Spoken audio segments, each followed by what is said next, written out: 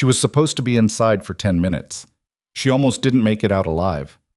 Audrey Whitmore was one of the most powerful CEOs in Chicago, a woman who had spent her entire career deciding who mattered and who didn't. She had never once looked twice at the maintenance worker kneeling on the floor beside her. That was her first mistake. Because the quiet man with the battered tool bag and the worn boots, the one nobody noticed, nobody feared, nobody respected, was the only reason she survived the next 47 minutes, and he never asked for a single thing in return.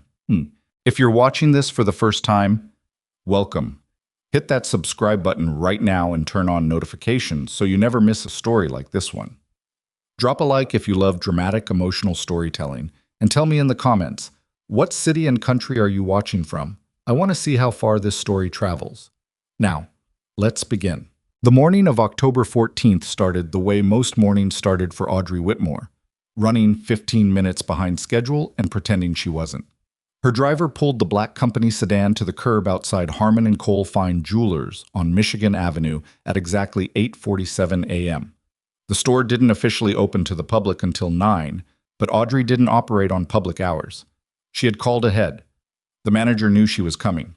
The diamond she needed to inspect, a 4.3-carat Asher-cut stone insured by her firm for $2.4 million, was already waiting in a velvet tray behind the main counter. She had blocked 11 minutes in her calendar. Her board meeting started at 10. She had no room for anything to go wrong. "I'll be right back," she told Marcus, her driver, without looking at him. She was already halfway out the door, phone in hand, scrolling through a summary her assistant had sent at midnight. The store was quiet when she entered. Morning light came through the tall front windows and caught the jewelry cases at angles that turned everything inside into something that glittered. A young saleswoman named Petra looked up from behind the counter and smiled the practiced smile of someone who recognized a powerful customer. "Ms. Whitmore, Mr. Vance is ready for you." Derek Vance, the store manager, appeared from a back hallway and extended his hand. He was a trim man in his late 40s, with silver hair he kept too neat and eyes that moved a little too quickly when he was nervous. Audrey had met him twice before during previous insurance assessments. She found him efficient and forgettable. "The stone is exactly as documented," Derek said, leading her toward a private viewing area near the rear of the store. "The certification paperwork is updated. This should be straightforward." "Good," Audrey said. "I need to be out of here by 9. She barely registered the other person in the room. He was crouched near the far corner of the store beside an open access panel in the wall, a screwdriver in his hand and a canvas tool bag unzipped at his feet, work jacket the color of old concrete, boots that had been resoled at least once, a faded logo on his chest she didn't bother to read. He glanced up briefly when she entered, then went back to whatever he was doing. Her eyes moved past him, the way eyes move past furniture. His name was Noah Kessler. He was 37 years old. He had been inside the store since 7:15 that morning, contracted through a security maintenance company to service the alarm panel after the system had flagged a sensor malfunction the night before. He worked alone, which was typical. He preferred it that way. He had a daughter named Lily, who was 6 years old and currently in first grade at a school 12 blocks north of where he was kneeling. She had asked him that morning whether they could have waffles for dinner instead of breakfast, and he had said yes, because he'd learned a long time ago that some arguments weren't worth having and some concessions cost you almost nothing. He was thinking about the waffles when the black sedan stopped outside. Not the company sedan, a different one, darker. Plates obscured by mud that was too evenly distributed to be accidental. Noah noticed it through the reflection in the jewelry case glass across from him. He didn't stop working. He didn't turn his head, but something in the way the car sat there, engine running, nobody getting out for a full 11 seconds, made a very old, very quiet part of his brain shift from idle into something else. He set down the screwdriver and picked up a different tool. The door opened. 3 men came through fast and moved immediately to separate corners of the store. They wore dark clothing and masks that covered everything above the jaw. The one in front was the tallest, broad through the shoulders, moving with the kind of controlled aggression that came from practice, not rage. He carried a handgun. The 2 behind him carried what looked like compact semi-automatic weapons, held low and close to their bodies. The tall one spoke first. "Everyone on the floor, right now. Do it slowly and nobody gets hurt." Petra made a sound like she'd been punched in the chest. The young saleswoman behind the second counter dropped immediately, hands shaking so badly she knocked a display stand over on her way down. Derek Vance went pale. The security guard near the entrance, a heavy-set man named George, who was 2 months from retirement, reached instinctively for his radio before one of the gunmen crossed the room in 4 steps and took him to the floor by the collar. "Radio, give it to me, now!" George surrendered it. Audrey stood completely still. She wasn't brave. She was in shock. The specific kind that happens when the brain receives information it refuses to immediately process. She had never been in a robbery. She had never had a weapon pointed at her. The closest she had come to physical danger in the last decade was a fender bender on the expressway 3 years ago. "You." The tall one pointed at her. "I know who you are. Don't move." He knew her name. That was the detail that finally broke through her shock and turned it into something colder and more specific than fear. He hadn't said, "Hey, lady," or "Get down like the others." He had looked directly at her and said he knew who she was, and there was nothing in his voice that sounded like improvisation. Noah had already moved. Not dramatically, not obviously. He had simply shifted from his crouch beside the wall panel to a position behind a freestanding display case, close enough to the floor that the gunman near the window hadn't tracked the movement. His tool bag was still near the wall. He had left it there on purpose. He watched the tall one, whom he had already mentally labeled as the leader, with the focused, dispassionate attention of someone running calculations. 3 men. 2 with long weapons, 1 with a sidearm. Leader maintains proximity to the primary hostage, the woman in the gray blazer. He knows her, planned this. The other 2 are watching exits and covering the employees. They're trained enough to be dangerous, not trained enough to be professionals. The security system. Noah glanced at the access panel he'd been working on for the past 90 minutes. Someone had already partially disabled it before he arrived that morning. He'd assumed it was residual from the overnight malfunction. Now he understood that the overnight malfunction had been manufactured, and whoever manufactured it had known exactly which components to touch and which to leave alone. He looked at Derek Vance. Derek was pressed against the back wall, arms at his sides, staring at the floor. Not at the gunman, not at the customers. At the floor, very deliberately, the way a man stares at something when he's working hard not to look at something else. Noah filed that away. The leader crossed the room and stopped in front of Audrey. He was close enough that she had to tilt her head slightly to look at him. She did it anyway, because looking away felt like a surrender she wasn't willing to make, even though every instinct she had was screaming at her to comply and disappear. "Victor Dane," he said, which was not an introduction but a statement. The kind of thing someone says when they want you to know the name will mean something to you later. "You insure a diamond for $2.4 million. Your company sends you personally to verify it. That tells me your firm doesn't fully trust the valuation." He tilted his head slightly. "Smart policy. Wrong morning." "What do you want?" Audrey said. Her voice came out steadier than she expected. "What I came for," Victor said. "Your cooperation makes this faster. Your resistance makes it slower. Only one of those outcomes ends well for everyone in this room." He turned to Derek. "Open the safe." Derek moved without hesitation. Too quickly, Audrey noticed, for a man who was supposed to be terrified, and disappeared into the back hallway. One of the gunmen followed him. The other remained near the window, watching the street. Victor stayed with Audrey.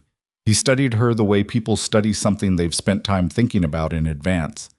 "You came alone," he said. "Your driver is still outside. He hasn't called anyone yet because he doesn't know anything is wrong." He checked his watch.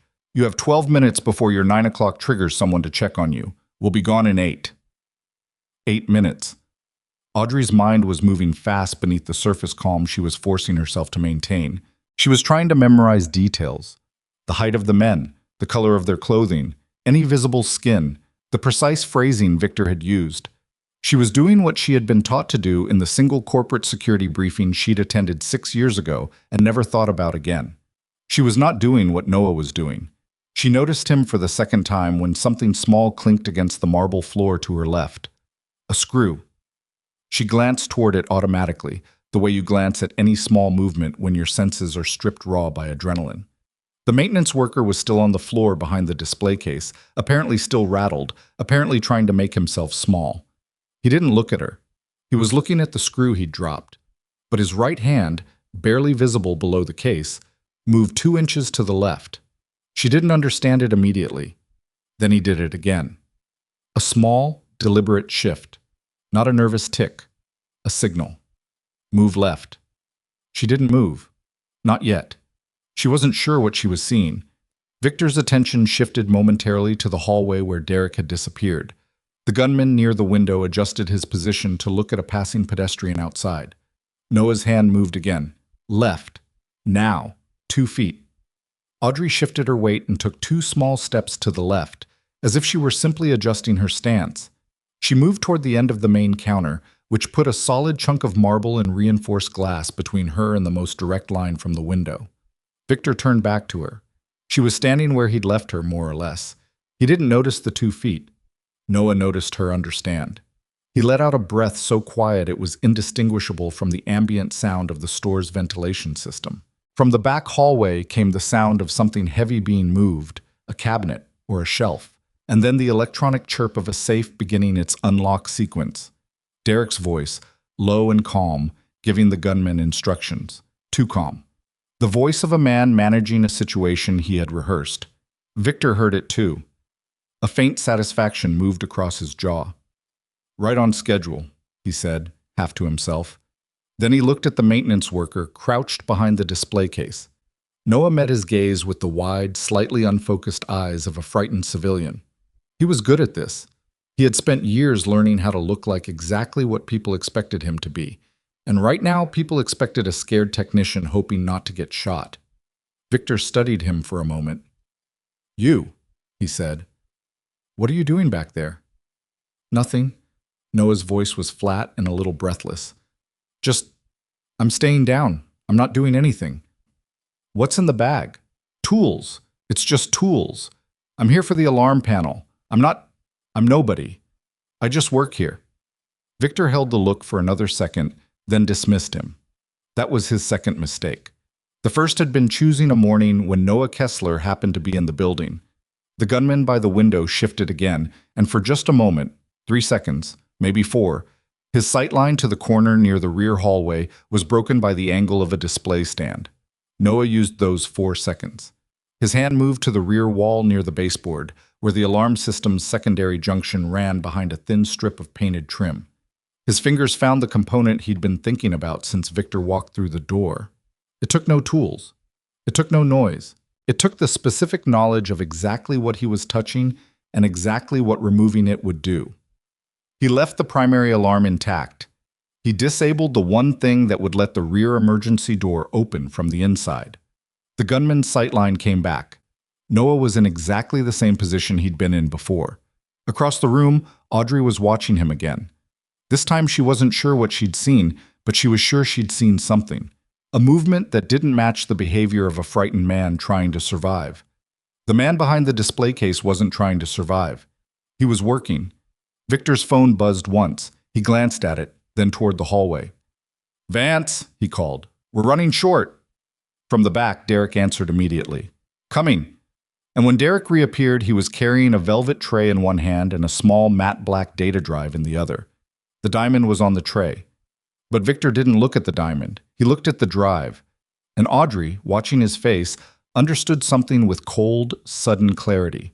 Something that rearranged every assumption she'd made about the last 11 minutes. This had never been about the diamond at all. Victor took the drive and held it up, just briefly, the way a man holds something he's been a long time getting. Then he pocketed it, nodded to his men, and turned toward the rear of the store. "Let's move," he said. He pushed Audrey ahead of him toward the back hallway and the emergency door. The handle turned. The door didn't open. Victor pushed harder. Nothing. He looked at the mechanism, then at the door frame, then back at the handle with an expression that was not yet panic, but was the immediate predecessor to it. "What is this?" he said. One of the gunmen moved past him and threw his shoulder into the door. It didn't move. Victor turned back to the showroom. His eyes found Noah. Noah was still crouched behind the display case, still looking frightened, still looking like nobody. But he was watching Victor with something in his expression that hadn't been there before. Something very still and very focused, like a man who has been waiting and has just heard the thing he was waiting for. Victor raised the handgun. What did you do? Noah said nothing. I will ask you one more time. And then Audrey did something she had not planned, had not rehearsed, and would not fully understand until much later. She stepped in front of him, not because she was brave, not because she had calculated the risk, but because the man behind the display case had moved between her and danger 3 times in the last 20 minutes without her even fully realizing it, and something in her, something blunt and certain and not particularly rational, decided it was her turn. Leave him alone, she said. He's just a repairman. Victor looked at her for a long moment. Then he hit her. Not hard enough to knock her down, but hard enough that she staggered and caught herself against the counter, and the sound of it, the flat, ugly sound, went through the room like a crack in glass. Noah was already moving before she finished catching herself. The sound of Audrey hitting the counter was still hanging in the air when Noah came off the floor. He didn't rush. That was the thing nobody in that room would have expected. He didn't explode out of cover the way a man does when rage overrides judgment. He rose with a specific kind of economy, the way someone moves when they've done it before, under conditions that punished wasted motion, and he put himself between Audrey and Victor before Victor had fully registered that the maintenance worker was standing. Hey. Noah's voice was quiet, level, the same voice you'd use to interrupt someone in a meeting. That's enough. Victor stared at him. The 2 other gunmen turned. For a moment, the room simply recalibrated around this new information. The frightened technician, who was no longer frightened, standing upright in the middle of the showroom, with his hands loose at his sides and his eyes completely still. You want to hit someone, Noah said. Hit me. Victor almost laughed. It came out wrong, too tight, too controlled. Who are you? Nobody important. Let's keep it that way. Noah took 1 step sideways, not toward Victor, just sideways, and the geometry of the room shifted so that Audrey was no longer in Victor's direct sight line. It was subtle enough that Victor nearly missed it. He didn't. His jaw tightened. Move again, and I'll put you on the floor. Okay, Noah said. And he didn't move. But Audrey had straightened herself against the counter, 1 hand pressed to the side of her face, and she was watching Noah with an expression that had passed entirely through shock and come out the other side into something else. Something she couldn't name yet. Something that felt like trying to understand a word in a language she'd never studied. Her cheek throbbed. It wasn't the worst pain she'd ever felt, but it was the most specific. That sharp, humiliating ache that comes with being struck by someone who means it. She'd expected herself to cry. She hadn't. Instead, she felt something low and grinding in her chest, like gears engaging. Victor turned back to the jammed door. He pushed it again, hard, and it still didn't give. He said something under his breath and looked at the man nearest him, a shorter, thicker man with restless eyes that Noah had been watching since the beginning. The second gunman. He had a habit of shifting his weight to his left foot when he was uncertain. He was shifting it now. Carson, Victor said, other exit. Carson moved toward the front of the store, checking the main entrance. He'd barely taken 4 steps before Noah spoke again. Front door is on the same system, he said. If the rear latch seized, the front panel will too. Building code. They're wired together for fire compliance. Victor looked at him. You did that. It wasn't a question. The panel was already malfunctioning when I got here this morning, Noah said. I told Mr. Vance it needed a full reset before I touched anything secondary. He said to do it in stages. He paused. I was in the middle of the stages when you came in. It was close enough to a plausible explanation that it created a half-second of uncertainty. Victor was smart. Noah had established that quickly, which meant he was running the story against what he knew. What he knew was that he'd had someone tamper with the system the night before. What he didn't know was exactly how far that tampering extended. The uncertainty gave Noah 3 seconds. He used them to look at Audrey. She was still against the counter. He met her eyes and held them, and then he looked briefly, almost imperceptibly, toward the narrow gap behind the main display island, the 6-foot run of reinforced cabinetry that formed a kind of low corridor between the showroom floor and the rear hallway entrance. Then he looked back at her. She understood. She didn't react visibly. She didn't nod or shift or telegraph anything. She just held his gaze for 1 beat and then looked away, and the look was enough. Victor had made his decision. We go through the front, Carson, clear the sidewalk situation. There's a cop car 2 blocks north, Carson said from the window. Sitting, might be nothing. How long has it been there? Since before we came in. Victor's expression didn't change, but something behind it did. He turned to the third man, the one who hadn't spoken yet, who had positioned himself near the hallway entrance since the beginning and not moved from it. He was the most controlled of the three, which made him the most dangerous. Noah had privately labeled him as the one to watch from the moment they'd come through the door. Reyes, Victor said. Options. Reyes didn't answer immediately. He looked at the room with the slow, evaluating patience of someone who charged by the hour for this kind of thinking. Then he looked at Noah. Him, he said simply. Victor nodded. Yeah. They looked at Noah the way you look at a problem you've decided to solve by removing it. Noah's posture didn't change. He was aware of the exits, the angles, the precise distance between himself and each of the three men, the position of every civilian in the room, and the location of Audrey, who was 3 steps from the gap behind the display island.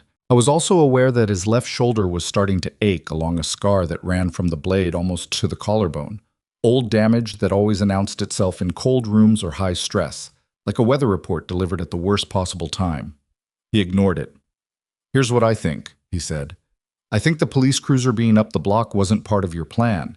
I think the door being jammed wasn't part of your plan either.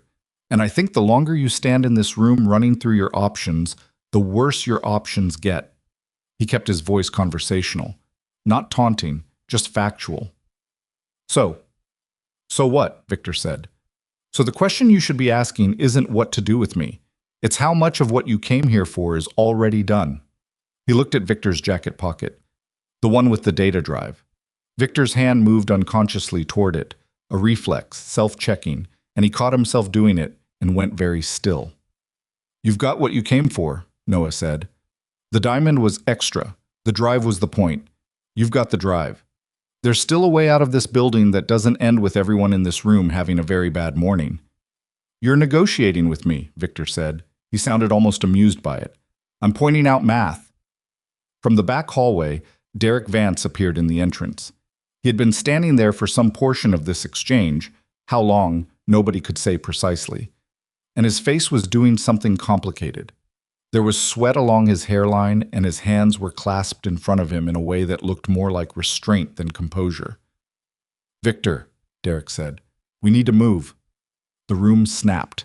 Victor looked at Derek, then at Noah, then at the pocket with the drive. Something passed behind his eyes, some internal calculation completing itself. And when it was done, his face had settled into a harder arrangement. Separate them, he said to Reyes. Reyes moved toward Noah, and Noah did the one thing that reset every assumption in the room. He sat down. He crossed the distance to the low step at the base of the display island and simply sat, hands visible on his knees, making himself smaller than he'd been standing. It was such a complete reversal of the confrontational posture he'd been holding that Reyes actually stopped moving, recalibrating. In that half-second of recalibration, Audrey took 2 steps backward and slipped into the gap behind the display island. Reyes saw it. She moved. I know, Noah said. Reyes looked at him. She's scared, Noah said. She's behind cover. Leave her there and you don't have to manage a panicking hostage. Better for everybody. It was the right argument to make to the right person. Reyes was operational. He thought in terms of management and efficiency. A hostage behind cover was less work than a hostage who might run, scream, or collapse. He looked at Victor. Victor waved it off. Fine. We don't need her for the exit. But they both knew, and Noah knew, and Audrey, crouched behind the display case with her knees on cold marble and her heart going at a rate she'd never experienced before, knew that Victor had just said something that wasn't entirely true. He did need her. He'd called her by name when he came through the door. He hadn't done that by accident. The question that sat with Noah, cold and patient, was why. He watched Derek. Derek was avoiding everyone's gaze again, that deliberate floor staring that Noah had cataloged at the beginning. But there was something new in it now, a faint trembling around the jaw, the specific tension of a man who is holding a secret and finding it heavier than he expected. Noah had seen that look before, not in jewelry stores. In other places, under other circumstances, worn by other people who had agreed to something at a distance and then discovered what it actually looked like up close. Derek, Noah said quietly. Derek's eyes snapped up. You didn't know about the hitting. It wasn't a question. It was an observation, and Derek's face answered it before he could decide not to let it. Shut up, Victor said, not loudly, in the tone of someone who wants to end a conversation before it becomes inconvenient. Noah kept looking at Derek. Whatever they told you this was, it's not that anymore. I said shut up. This time there was something in it. Noah looked at Victor. Okay. The room held. Carson was still at the front window. The cop car hadn't moved. The clock on the wall behind the counter read 9:04. Audrey had been supposed to be at her board meeting in 56 minutes. Her assistant, Sloan, would start calling at 9:15 if she hadn't checked in. She knew this because Sloan was the most reliably anxious person she employed, and she had long since stopped finding it irritating. She pressed her back against the reinforced cabinet and thought about Sloan, specifically and deliberately, because thinking about Sloan was more useful than thinking about what Victor's palm had felt like against her face. From where she was crouched, she could see Noah through the narrow gap between the display island and the adjacent case. He was sitting on the step with his hands on his knees, looking like a man who was resting rather than a man who was calculating. But his eyes weren't resting. They were moving in a systematic pattern she recognized. Exits, reflections, distances, personnel. The same pattern she'd noticed in him before she understood what it meant. She'd thought initially that he was looking for a way out for himself. She understood now that he was looking for a way out for her. This realization arrived in pieces over the span of those first chaotic minutes, and it was strange to receive it. Stranger than the gun, stranger than the door that wouldn't open, stranger than any of it. Because Audrey Whitmore had not been looked after in a long time. She had people who worked for her, people who needed her, people who deferred to her or competed with her or wanted things from her. But the number of people in her life who would place themselves between her and something dangerous without being asked was, when she actually tried to count them, not a number she could produce. She watched Noah through the gap in the cases. He looked up, briefly, and found her watching. He held up 2 fingers, very low, nearly concealed by his knee. She looked at him. He moved the fingers slightly left. She didn't understand. He did it again. 2 fingers, left, and then he opened his hand flat for just a second before closing it. 2 steps left, and stay flat. She moved 2 steps left along the back of the display island and pressed herself lower against the cabinet. 3 seconds later, Reyes walked past the gap she had been occupying, checking positions. He looked through the space she'd been in, found it empty, and continued without reaction. Her heart was going so hard she could feel it in her hands. Victor was talking to Carson in low, clipped sentences about the police cruiser and whether it had moved. The conversation had the rhythm of people revising a plan, which meant the plan had been specific enough that revisions felt uncomfortable. Noah was listening to it while appearing not to. The particular stillness he maintained, that quality of occupying exactly as much space as necessary and no more, was starting to feel less like accident and more like discipline. She thought about what he'd said to Victor. The drive was the point. He'd seen Derek come out of the back with the diamond and the drive together. He'd watched Victor ignore the diamond and take the drive. He'd drawn the correct conclusion faster than she had. And she was the one whose company had insured the stone, whose board meeting was in less than an hour, whose name Victor had known before he walked through the door. Someone had known she'd be here. Someone had known her schedule down to the quarter hour. The drive. She ran the thought back through everything she knew about that day. The verification appointment, the board meeting, the agenda items that had been circulated 48 hours ago to the full board. One of those agenda items was the Lachlan merger. The data supporting the merger valuation, the internal projections, the liability assessments, the insurance risk matrices had been compiled into a single encrypted package by her analytics team and distributed to board members for pre-reading. The drive. She closed her eyes for exactly 2 seconds, which was all she could spare. The drive that Derek had handed Victor from inside that safe contained something connected to the merger. She didn't know how, she didn't know who had put it there or when. But Victor had not come here for diamonds, and the person who had sent him had not sent him for diamonds either. And the fact that Victor had known her schedule meant that the person who had sent him was someone who had access to her schedule, someone in her company, someone who wanted something from the merger, or wanted to stop it. Noah watched her face through the gap in the cases and saw the moment she put it together. He could tell by the way her expression went from active fear to something colder and more deliberate. The specific look of a person who has just understood something they wish they hadn't. He'd been there. He knew exactly what that felt like.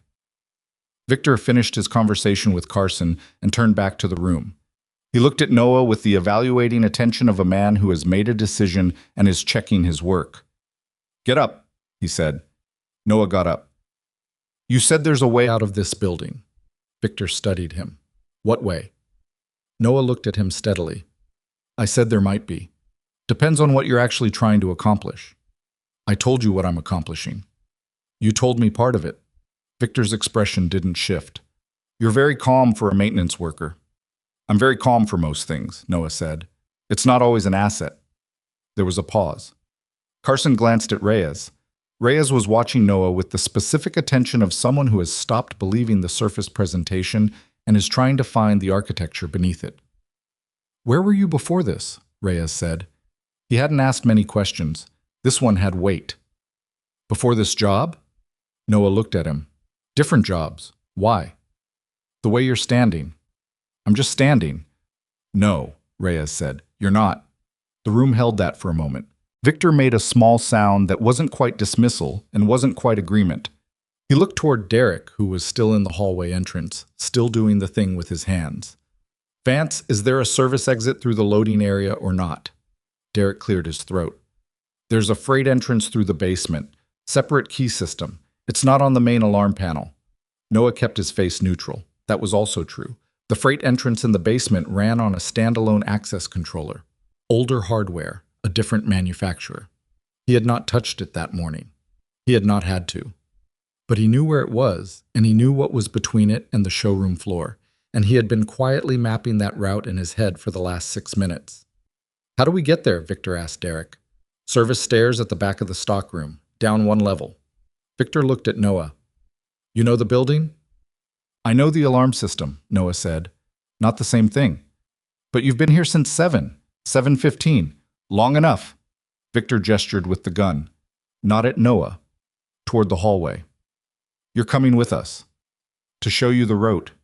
To stand in front of us in case someone is waiting on the other side of a door." Noah absorbed this. "That's honest, at least." "Move." Noah moved. He walked toward the hallway and Victor fell into step behind him, close enough that the relationship between them was unambiguous. Carson stayed in the showroom with the remaining hostages. Reyes positioned himself at the hallway entrance.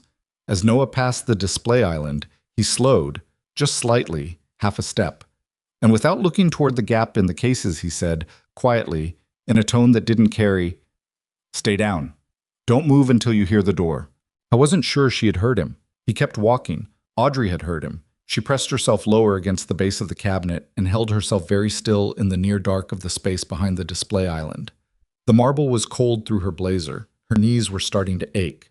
She could hear Carson moving in the showroom, checking positions, and somewhere behind her the faint, controlled breathing of Petra, who had ended up on the other side of the same island and had not made a sound in several minutes. Audrey became aware of her, the saleswoman, early 20s, probably her first real job. At almost the same moment, the young woman became aware of her. They looked at each other in the narrow dark. Petra's face was wet. She had been crying silently, which Audrey recognized as its own kind of discipline, the effort of doing something private without sound. Audrey reached out and put her hand on the young woman's forearm. Petra flinched, then went still. Audrey kept her hand there. She didn't say anything. There was nothing useful to say.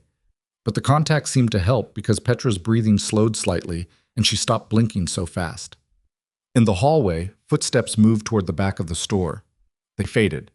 The stockroom door opened, then closed. Carson muttered something near the front window. And Noah was gone, somewhere below them in the building's lower levels, walking ahead of an armed man who thought he was using him as a shield and didn't fully understand yet what that would cost. Audrey didn't let herself think about what might happen in the basement. She couldn't afford it. Instead, she focused on what she knew and what she needed to know, which was the identity of the person in her company who had engineered this, and the specific contents of the encrypted drive that were worth constructing an armed robbery to steal. She ran through her board members methodically, the way she ran through quarterly projections. Without sentiment, without favoritism, just data. 7 board members. She had appointed 3 of them herself. The other 4 predated her tenure. The merger had supporters and opponents. The internal division had been, she'd believed, manageable, professionally managed, the kind of disagreement that stayed in conference rooms and came out in voting records. She had apparently been wrong about how manageable it was. Somewhere below her, a door opened. And then, distinctly, through the floor, through the marble and steel and the bones of the building, she heard something that wasn't a voice and wasn't a footstep. It was the specific sound of something going wrong in a very controlled way. She pressed her palm flat against the cabinet and waited. Carson, at the front of the store, had his back to the display island. His attention was divided between the window and the hallway entrance. He was checking the window more often now, which meant the police cruiser was still there and still bothering him. And divided attention is a thing that compounds over time. The more you split it, the less of it you actually have on either side. Noah had known this about Carson since approximately 8 minutes into the robbery. He had known a lot of things since approximately 8 minutes in. What he hadn't known, what he was still working out, walking through the dim stockroom corridor with Victor's gun at his back and the stale smell of cardboard and packing material in the air, was the full shape of what he'd stumbled into. Jewelry store robberies existed on a spectrum, and this one had started at the wrong end of it. The planning, the inside access, the targeted hostage, the data drive. These were not the components of a smash and grab. They were the components of something that had been designed at a desk, by someone who thought in terms of outcomes and exposure and deniability. Someone who thought, probably, that the maintenance technician kneeling by the alarm panel was the least consequential person in the room. "Stop," Victor said. Noah stopped. They were in the stockroom. Shelves of backup display materials, cleaning supplies, velvet-lined transport cases. A door at the far end led to the service stairs. Through the walls, very faintly, came the sound of the city going about its morning. Victor stepped around him, keeping the gun level, and faced him. "You're going to open that door," he said, "and you're going to go down the stairs first. If there's anyone on the other side of the freight entrance, you're going to handle it." "Handle it how?" "However people like you handle things." Noah looked at him. "People like me." "Don't," Victor said. "I've been watching you since I came through that door. Whatever story you want to tell about who you are, save it." He held eye contact. "Open the door." Noah opened the door. The stairwell was concrete and slightly damp, lit by a single fluorescent strip along the ceiling. It smelled like old building, that particular combination of cold air and decades of use that exists in every commercial basement in every city in the world. 12 steps down. A landing. A turn. Another 8 steps. He took them steadily. Victor followed at a 4-step interval, close enough to react, far enough to retain an angle. He was good. Not military. His spacing was security-trained, probably private sector, the kind of competency you buy rather than earn. But good enough. At the bottom of the stairs was a short corridor ending in the freight door. Heavy steel, standalone controller, just as Derek had described, and just as Noah had mapped it. He stopped at the bottom of the stairs. "Key?" he asked. Vance said it's a code. Victor was 3 steps above him at the landing. 4 digits. He gave it to me when he gave us the rest. Of course he did, Noah thought. Of course Derek had handed over every access point, every code, every interior detail in advance. The store manager hadn't simply failed to resist. He had actively assembled the keys and handed them to people who used them to put a gun in a room with a young saleswoman and an executive who hadn't done anything to deserve being hit. Whatever debt had made Derek desperate enough for this, it hadn't been worth it. Noah could see that clearly, even if Derek couldn't yet. He stepped to the access controller, punched in the 4 digits Victor gave him. The door clicked but didn't swing. Noah's left hand rested on the handle. Victor descended the last 3 stairs and crossed to the door. The corridor was 6 feet wide. Victor was 1 step behind Noah's right shoulder. The overhead light hummed. Through the freight door, muffled by steel, came the ambient sound of a loading bay. Distant traffic, the idle drone of a ventilation unit, nothing else. Noah's hand was on the handle. He did not open the door. "What are you waiting for?" Victor said. "Making sure," Noah said. "Of what?" "That this is how you want it to end." Victor pressed the gun to the back of Noah's shoulder. "Open it." "Victor," Noah said, and his voice had changed. Not louder, not harder, just different. The way a room changes when someone turns off the background noise and you realize how much of it there had been. Whatever is on that drive, whatever Graham Bellamy told you it's not worth what happens next. Because you're not walking out of this building. Not today. Not through this door. The name hit like a dropped stone. The silence after it was very loud. Victor's breathing changed, just slightly. The gun didn't move. "How do you know that name?" he said, very quietly. Noah said nothing. And in the silence, Victor understood. Not everything. Not yet, but enough. Enough to know that the maintenance worker who had been in this building since 7:15 had not been there by accident, and that the morning had just become substantially more complicated than any of the planning had accounted for. He pulled Noah back from the door by the collar. Noah let him. He had not intended to open the door. He had been waiting for Victor to get close enough. And now Victor was close enough. What happened in the next 4 seconds was not elegant. It was fast, and it was functional, and it left both of them breathing harder than before. Victor against the corridor wall, gun hand controlled, the weapon redirected into a corner, and Noah with his back to the freight door and his left shoulder screaming along the old scar line where Victor had grabbed him. The gun was no longer in Victor's hand. Victor stared at him. Noah set the gun on the floor and slid it away from both of them, which was not what Victor expected, which was the point. "I wasn't going to shoot you," Noah said, and his voice was still level, still that same quiet register that had been getting under Victor's skin since the beginning. "Still not. But we're done going downstairs." Victor breathed. "Bellamy," Noah said again. "Graham Bellamy. He's on our board. He's the one who sent you. And whatever he told you about that drive, whatever he promised you for delivering it, he's not going to pay it, because he's not the kind of man who leaves loose ends breathing." He paused. "So we can stand here and figure that out together, or we can go back upstairs and you can tell me I'm wrong." Victor looked at him for a long time. When he finally spoke, his voice had the particular flatness of a man who has just watched a comfortable lie become untenable. "Who sent you?" he said. "Nobody sent me," Noah said. "I was here to fix an alarm panel." "That's not an answer." "It's the only one I've got." Victor looked at the gun on the floor. He looked at Noah. He looked at the freight door. Then, with the slow movement of a man whose options have narrowed to the least bad one available, he turned back toward the stairs. "We're going up," he said. "Yeah," Noah said, "we are." He fell into step behind Victor, which was not where Victor wanted him, but Victor had run out of the leverage to object. The stairwell smelled like cold concrete and old building. Noah's shoulder hurt. Somewhere above them, in a jewelry store on Michigan Avenue, Audrey Whitmore was pressed against the base of a display cabinet with a young woman's forearm under her hand, waiting for the sound of the door. It came.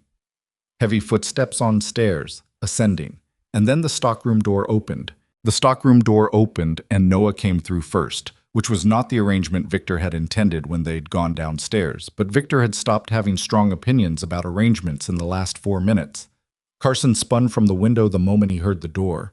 His weapon came up fast, trained reflex, clean movement, and he held it on Noah for exactly the 2 seconds it took to register that Victor was directly behind him, and that the geometry of the situation had changed in ways he hadn't been briefed on. "What happened?" Carson said. His eyes went to Victor's empty hand. "Change of plan," Victor said. He sounded tired. It was the first time since the robbery began that he'd sounded like anything other than a man completely in control of a situation he'd designed. Carson looked at Noah, then at Victor, then at the hallway behind them. "Where's the gun?" "Downstairs," Victor said. The word landed in the room with a kind of weight that took a moment to settle. Carson processed it. His grip on his own weapon tightened, which Noah noted, but the gun itself didn't track. It stayed pointed at the general space between them rather than acquiring a specific target. Carson was rattled. Rattled was workable. Reyes, from the hallway entrance, said nothing. He watched. Reyes was the problem. Reyes had been the problem since the beginning, and Noah had known it, and the fact that Reyes was now watching him with the full, unbroken attention of a man who had finally identified what he was looking at made the back of Noah's neck feel the way it had felt in certain rooms overseas. That specific prickling that wasn't fear exactly, but was the body's honest acknowledgement that the next 60 seconds required precision. "I want to know something," Victor said. He moved past Noah and stood in the center of the showroom, looking at the room as though reassessing it from scratch. Before this goes any further, I want to know exactly who I've been talking to. I told you who I am, Noah said. You told me you were nobody important. Victor looked at him. Reyes doesn't think that's accurate. Reyes is perceptive. So who are you? Noah stood with his hands visible and his weight distributed evenly and said nothing for a moment. Not because he was calculating a lie, he was done with those, but because the answer was complicated in ways that the room didn't have time for. Someone who was in the wrong place, he finally said, and then decided to stay. From behind the display island came a sound, small, involuntary, the kind of sound that happens when someone who has been holding themselves very still shifts their weight a quarter inch. Carson's head turned toward it immediately. There's still someone behind there, he said. The CEO, Reyes said. She went behind the case earlier. Get her out. Noah moved before Carson did. Not aggressively, not with any speed that would read as threat, just into the path between Carson and the display island. He didn't block Carson. He simply occupied the space in a way that made Carson slow down and look at him. She's not going anywhere, Noah said. She's not a problem. Leave her.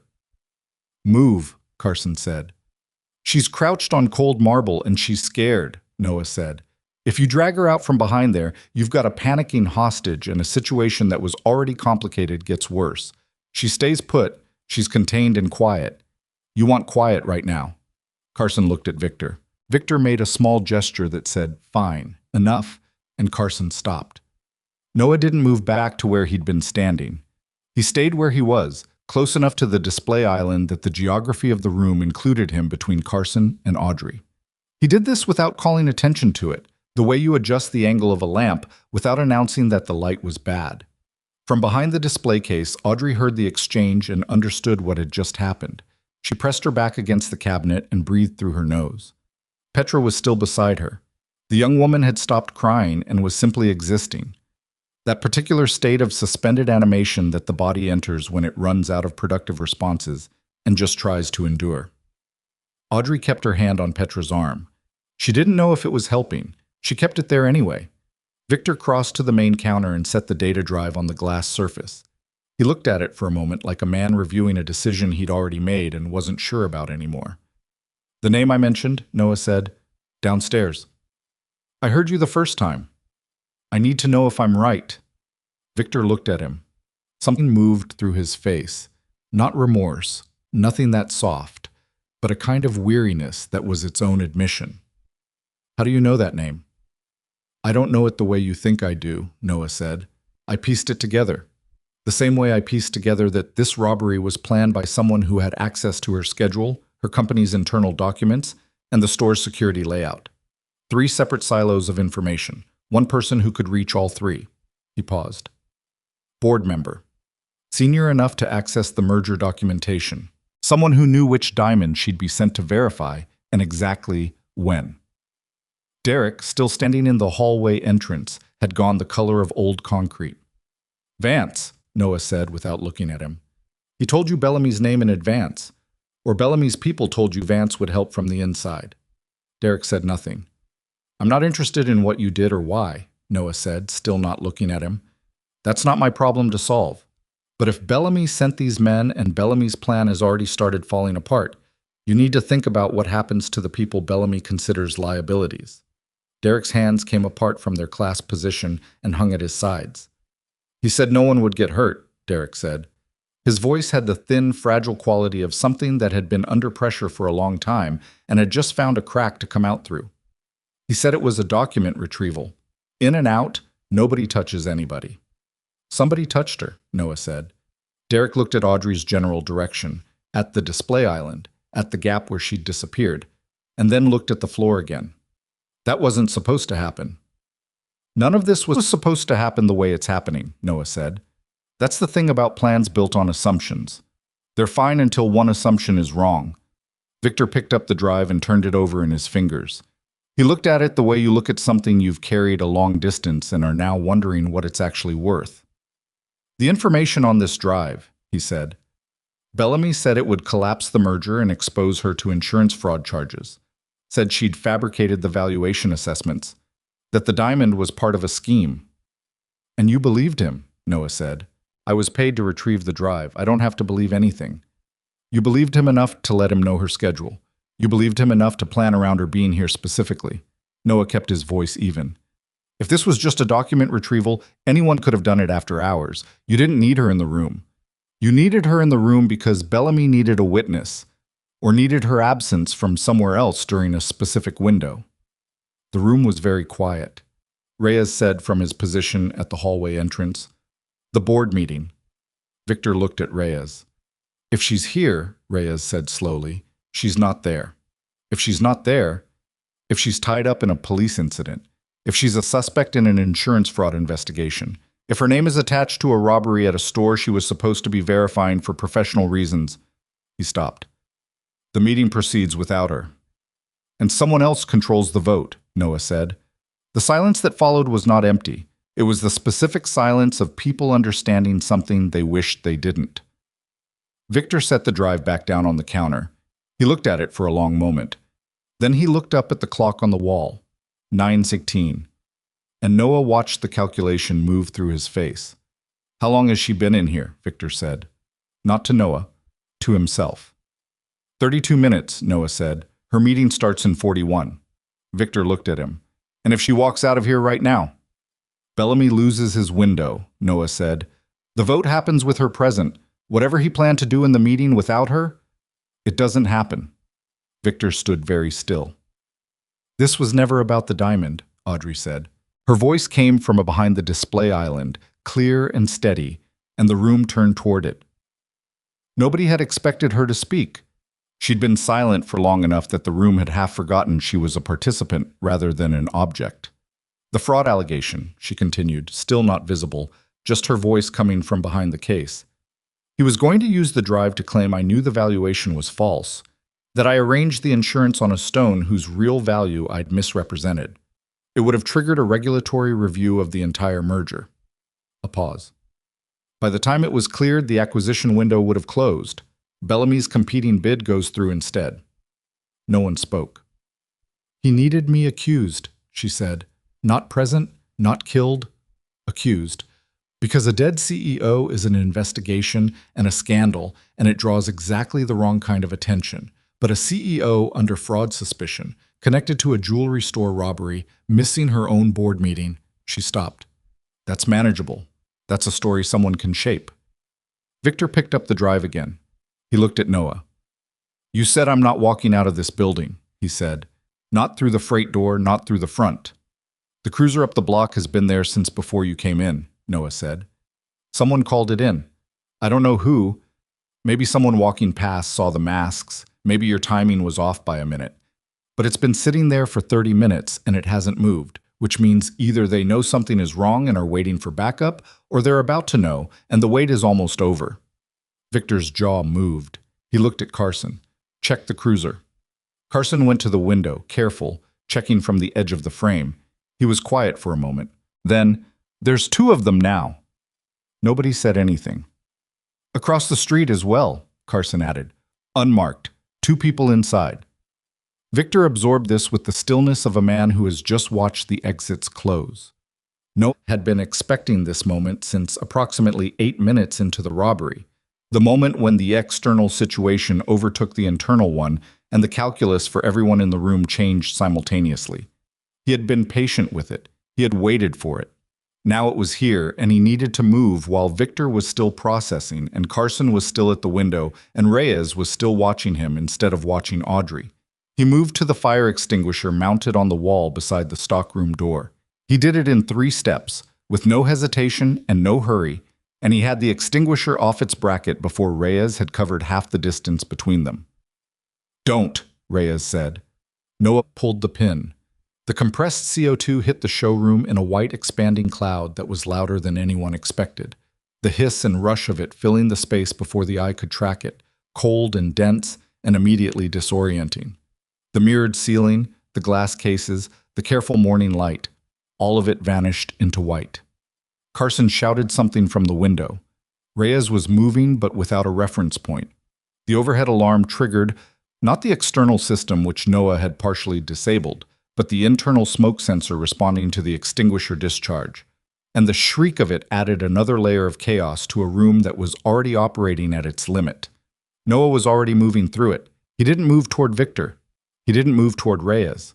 He moved toward the display island because that was where Audrey was, and everything else was secondary to that, and had been since approximately 8:47 that morning. He found the edge of the island by feel and came around it low, and Audrey was right there.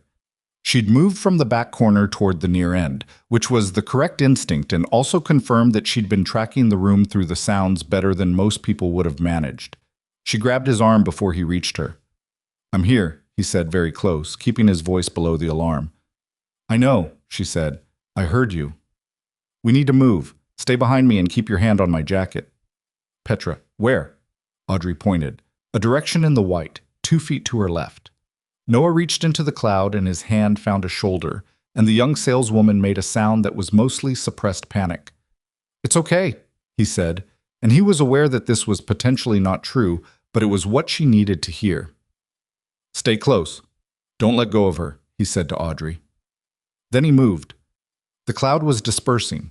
It always did faster than people expected, which meant he had maybe 90 seconds of meaningful cover, and he needed to use them with some intelligence. He could hear Carson near the window, coughing, trying to reestablish his position. Reyes was silent, which was worse, because a silent Reyes was a Reyes who was managing himself instead of reacting. Victor was somewhere to his left, close. Noah guided Audrey and Petra along the back of the display island toward the hallway entrance. Not the stockroom, the hallway that ran parallel to it, toward the store's secondary display area. He'd mapped it that morning during the 40 minutes before Derek arrived to let him in, walking the floor under the pretense of identifying cable runs. The secondary display area had a door. Not an exit, a fire-rated interior door connecting to the adjacent commercial space, which was a men's clothing retailer that didn't open until 10. The door was locked from both sides with a keyed deadbolt, which was a problem, except that Noah had a tension wrench and a pick in the front pocket of his work jacket, because he'd been in enough places where doors needed to open unexpectedly to have made a habit of carrying them. He got the three of them through the hallway without contact. Behind them, in the cloud-thin showroom, he heard Victor's voice, sharp, compressed, getting control back. "Find them. The hallway." Footsteps. The hallway was dim, one fluorescent strip, same as the stairwell, and about 40 feet long. Noah moved fast now, no longer trying to be quiet, just direct. Audrey kept her hand on his jacket and didn't slow him down. Petra was making small sounds, but moving. The secondary display room was at the end. Glass cases, track lighting off, the specific hush of a retail space before business hours. Noah crossed to the connecting door, already pulling the tools from his pocket. "What are you doing?" Audrey said. "Opening this." "With what?" "Hold on." The lock was a standard pin tumbler, older hardware, nothing sophisticated. It took him 40 seconds, which felt like 4 minutes. Audrey stood behind him facing the hallway entrance with her whole body tight with the effort of listening. Petra had stopped making sounds and was simply watching Noah's hands with the focused attention of someone who has run out of other things to focus on. The lock turned. Noah pushed the door open and the smell of the adjacent store came through. Cedar and wool and leather. The particular smell of somewhere that sold expensive men's clothes to people who like to feel important. "Go," he said. Audrey went through. Petra went through. Noah paused in the doorway, looking back down the hallway. Reyes appeared at the far end. They looked at each other across 40 feet of dim hallway. Reyes had his weapon up but didn't fire. There were civilians involved, which created a calculation, and Reyes was the kind of man who ran calculations. And in the 2 seconds of his hesitation, Noah pulled the connecting door shut and turned the lock from the inside. He crossed the darkened clothing store in the direction of the street-facing windows. "There are police outside," he said. "We need to get their attention without going through the front door, because the front door of the jewelry store is still a crime scene, and anything that comes out of it too fast is going to get a response we don't want." He looked at Audrey. "Do you have your phone?" She patted her jacket. "They took it. Victor took it at the beginning."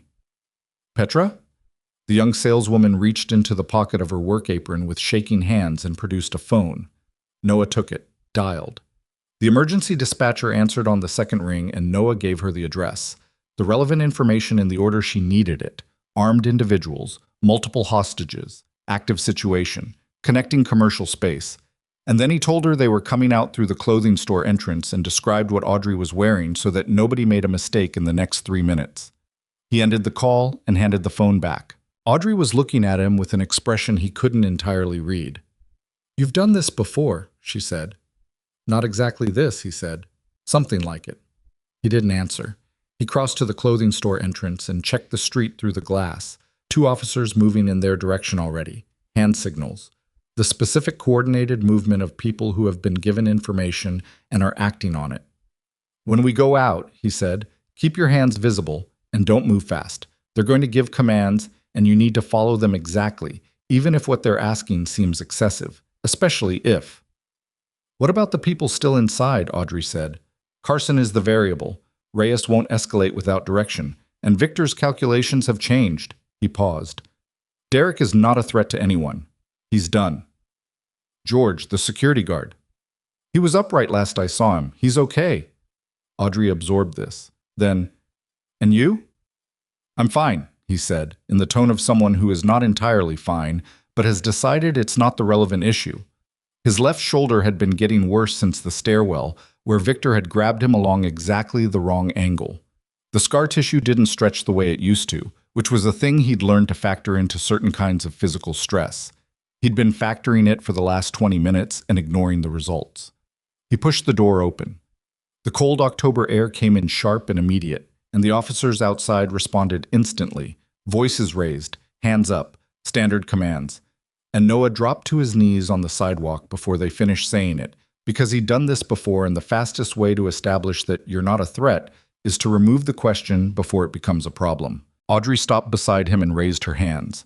Petra came through the door and immediately sat down on the pavement, which was not what anyone had told her to do, but was apparently what her body decided was appropriate, and one of the officers moved toward her with the specific shift in posture that means the threat assessment has been updated and someone needs help. "He's with us," Audrey said, gesturing toward Noah with her raised hands in a way that was not entirely consistent with the instruction to keep them still. He got us out. He's not one of them." The officer nearest Noah looked at him on his knees on the sidewalk. "Hands," the officer said. "They're up," Noah said. They were. "I'm a security systems technician contracted to Harmon and Cole. I was inside servicing the alarm panel. There are still 5 individuals inside, 3 armed, 2 store employees. One of the armed individuals is in the secondary hallway off the main showroom. The other 2 are in the showroom itself." The officer looked at him for a long moment. "Don't move," he said. "I'm not moving," Noah said.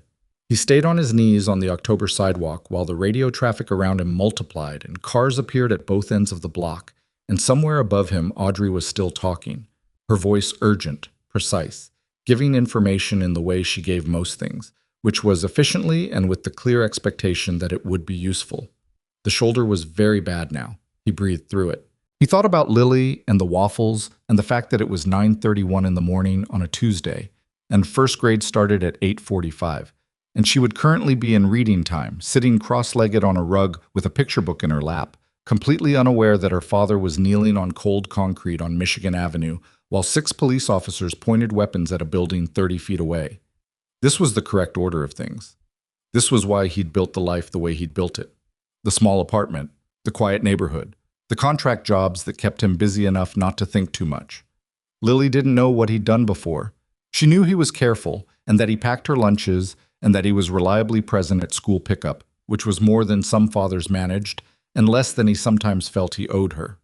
He had been trying for 6 years to be the kind of man who was never again kneeling on a sidewalk. Today was apparently not that day. From inside the jewelry store came the sound of the security shutters dropping, the heavy automatic panels that sealed the display windows from inside. It happened in sequence, left to right, each one landing with a solid metallic thud. Noah's head came up. He looked at the building. "That's Victor," he said, mostly to himself. The officer beside him heard it. "What does that mean?" "It means he's sealing the room," Noah said. "He's not trying to escape anymore. He's trying to control the negotiation." The officer relayed this. Noah looked at the sealed windows. Behind the shutters, somewhere in the cloud-clearing showroom, Victor was making the calculations that remained to him. The data drive, the remaining hostages, the police presence that had grown in the last 10 minutes from 2 vehicles to 6.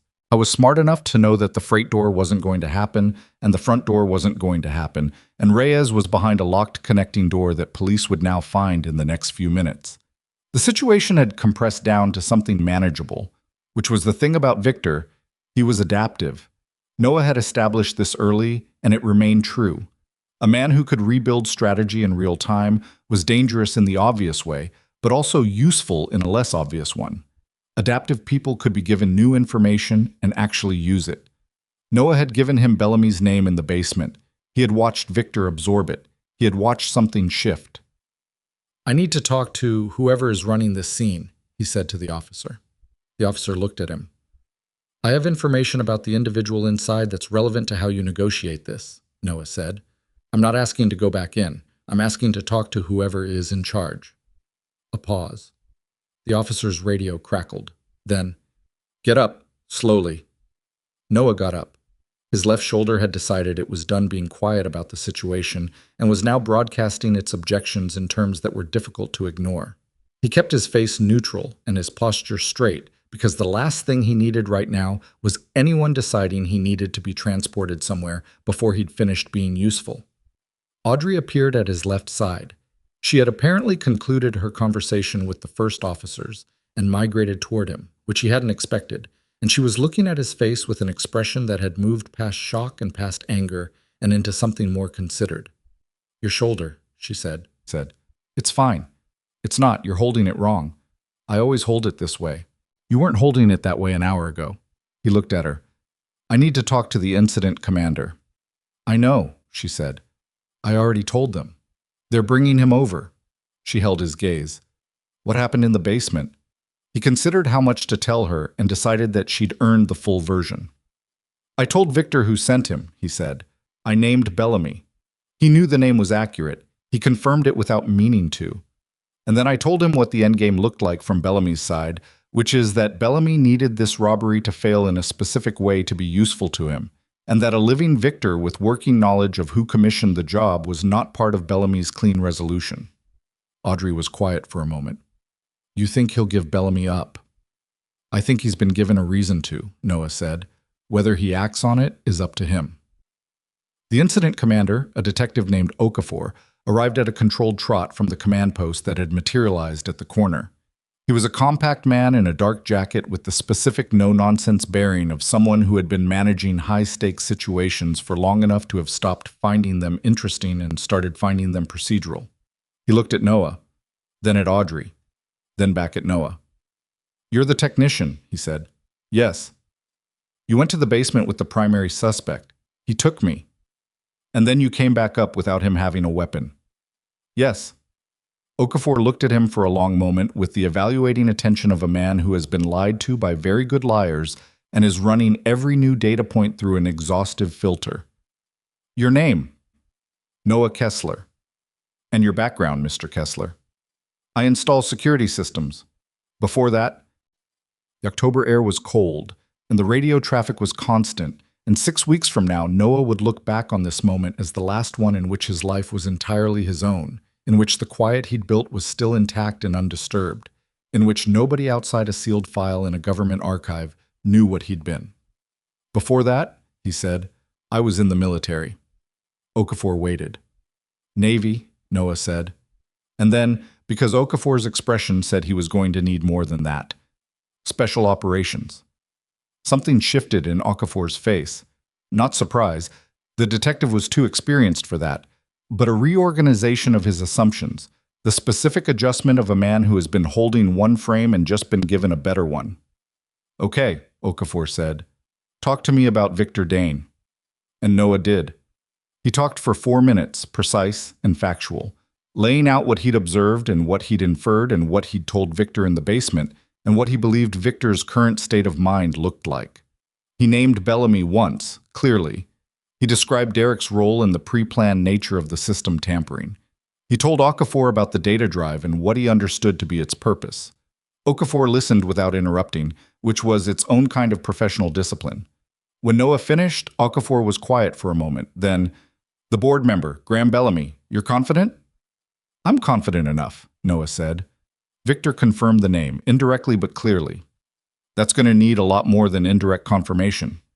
"I know. That's your job, not mine." He looked at the sealed building. "My job right now is making sure the people still inside get out without anyone getting hurt. If talking to Victor through the line helps with that, I'll do it. If it doesn't help, I'll stay out here." Okafor considered this. He looked at Audrey, who had been standing quietly to Noah's left through all of it. "Ms. Whitmore, the board meeting." 9:45, she said. "It's 9:37. "I'm aware." "You're not going to make it." "I'm aware of that too," she said, "but I need someone to contact my assistant, Sloan Mercer. She needs to delay the meeting, and she needs to know the reason cannot be disclosed yet." She paused. "And she needs to make sure Graham Bellamy doesn't leave the building." Okafor looked at her with the steady attention of a man recalibrating rapidly. "On what basis?" "On the basis that I'm asking," Audrey said, "and that in approximately 20 minutes you're going to have enough from whoever comes out of that building to do it formally." A beat. "Ms. Mercer's number," Okafor said. Audrey gave it to him. Okafor moved away, already on his radio. Audrey turned to Noah. They were standing on the sidewalk with police tape going up around them, and the cold pressing in and the sound of the city reasserting itself around the contained crisis. And Audrey looked at him, really looked at him, in the way she hadn't had time to before, and she said, "You were never just fixing the alarm panel." "I was always just fixing the alarm panel," he said. "Everything else was circumstantial." She looked at his shoulder. She looked at his face. She looked at the building and then back at him. "Your daughter," she said. "You have a daughter." He went still. "How do you know that?" "You said something. In the showroom, when you were trying to sound frightened." She studied him. "You mentioned a school. You said you just worked here and had to get home. You said it as a detail, like it was real." "Because it was." He said nothing. "How old?" "6, he said. After a moment. Audrey nodded slowly, like she was filing something away, like she was building a picture of a man who had spent the last hour and 40 minutes placing himself between danger and a woman he didn't know, and was now trying to understand what kind of person did that. "What's her name?" she asked. Noah looked at the sealed jewelry store. "Lily," he said. And from inside, muffled by metal shutters but still audible in the peculiar quiet that had descended on this one block of Michigan Avenue, came the sound of Victor Dane picking up the phone. Victor Dane surrendered at 10:14 a.m. He came through the front door with his hands up and Carson beside him, and he walked out into the cold Michigan Avenue morning with the specific composure of a man who has made a decision and finished making it. Reyes had already been extracted through the connecting door by a 4-person tactical unit 11 minutes earlier. The locked door had not slowed them significantly, and he'd come out without resistance, which confirmed what Noah had suspected about him from the beginning. Reyes was professional, not ideological. When the math changed, his behavior changed with it. Derek Vance came out last. He came out alone, hands raised, and he was crying before he reached the sidewalk. Not dramatically, not with any performance to it. Just the slow, exhausted crying of someone who has been holding something terrible for a long time and has finally run out of the strength to keep holding it. An officer took him by the arm and walked him toward a waiting vehicle, and Derek went without resistance, looking at the pavement in front of his feet, and that was that. George, the security guard who was 2 months from retirement, came out on his own and immediately sat down on the front step and put his face in his hands. A paramedic reached him within 30 seconds, inside the clothing store, wrapped in a foil blanket that someone had produced from somewhere, sitting on a display bench between 2 sport coats worth more than a month of her rent. A female officer was with her. She had stopped shaking by the time the all-clear was given, which was its own kind of resilience. Noah watched all of it from the corner where Okafor had positioned him after they'd talked. Close enough to be useful, far enough from the active perimeter to satisfy the specific bureaucratic requirement that civilians not be within the operational zone. His shoulder had crossed from painful into the particular territory beyond pain, where it simply existed as a persistent, nagging fact, like a bad tooth you'd stopped probing because the probing made it worse. He needed to call the school. He needed to tell someone, his emergency contact, Mrs. Adler, the retired schoolteacher who lived in his building and had collected Lily on the 14 occasions in the last 4 years when a job had run long or a car had broken down or the world had refused to cooperate with his schedule, that he might be late for pickup. He had no phone.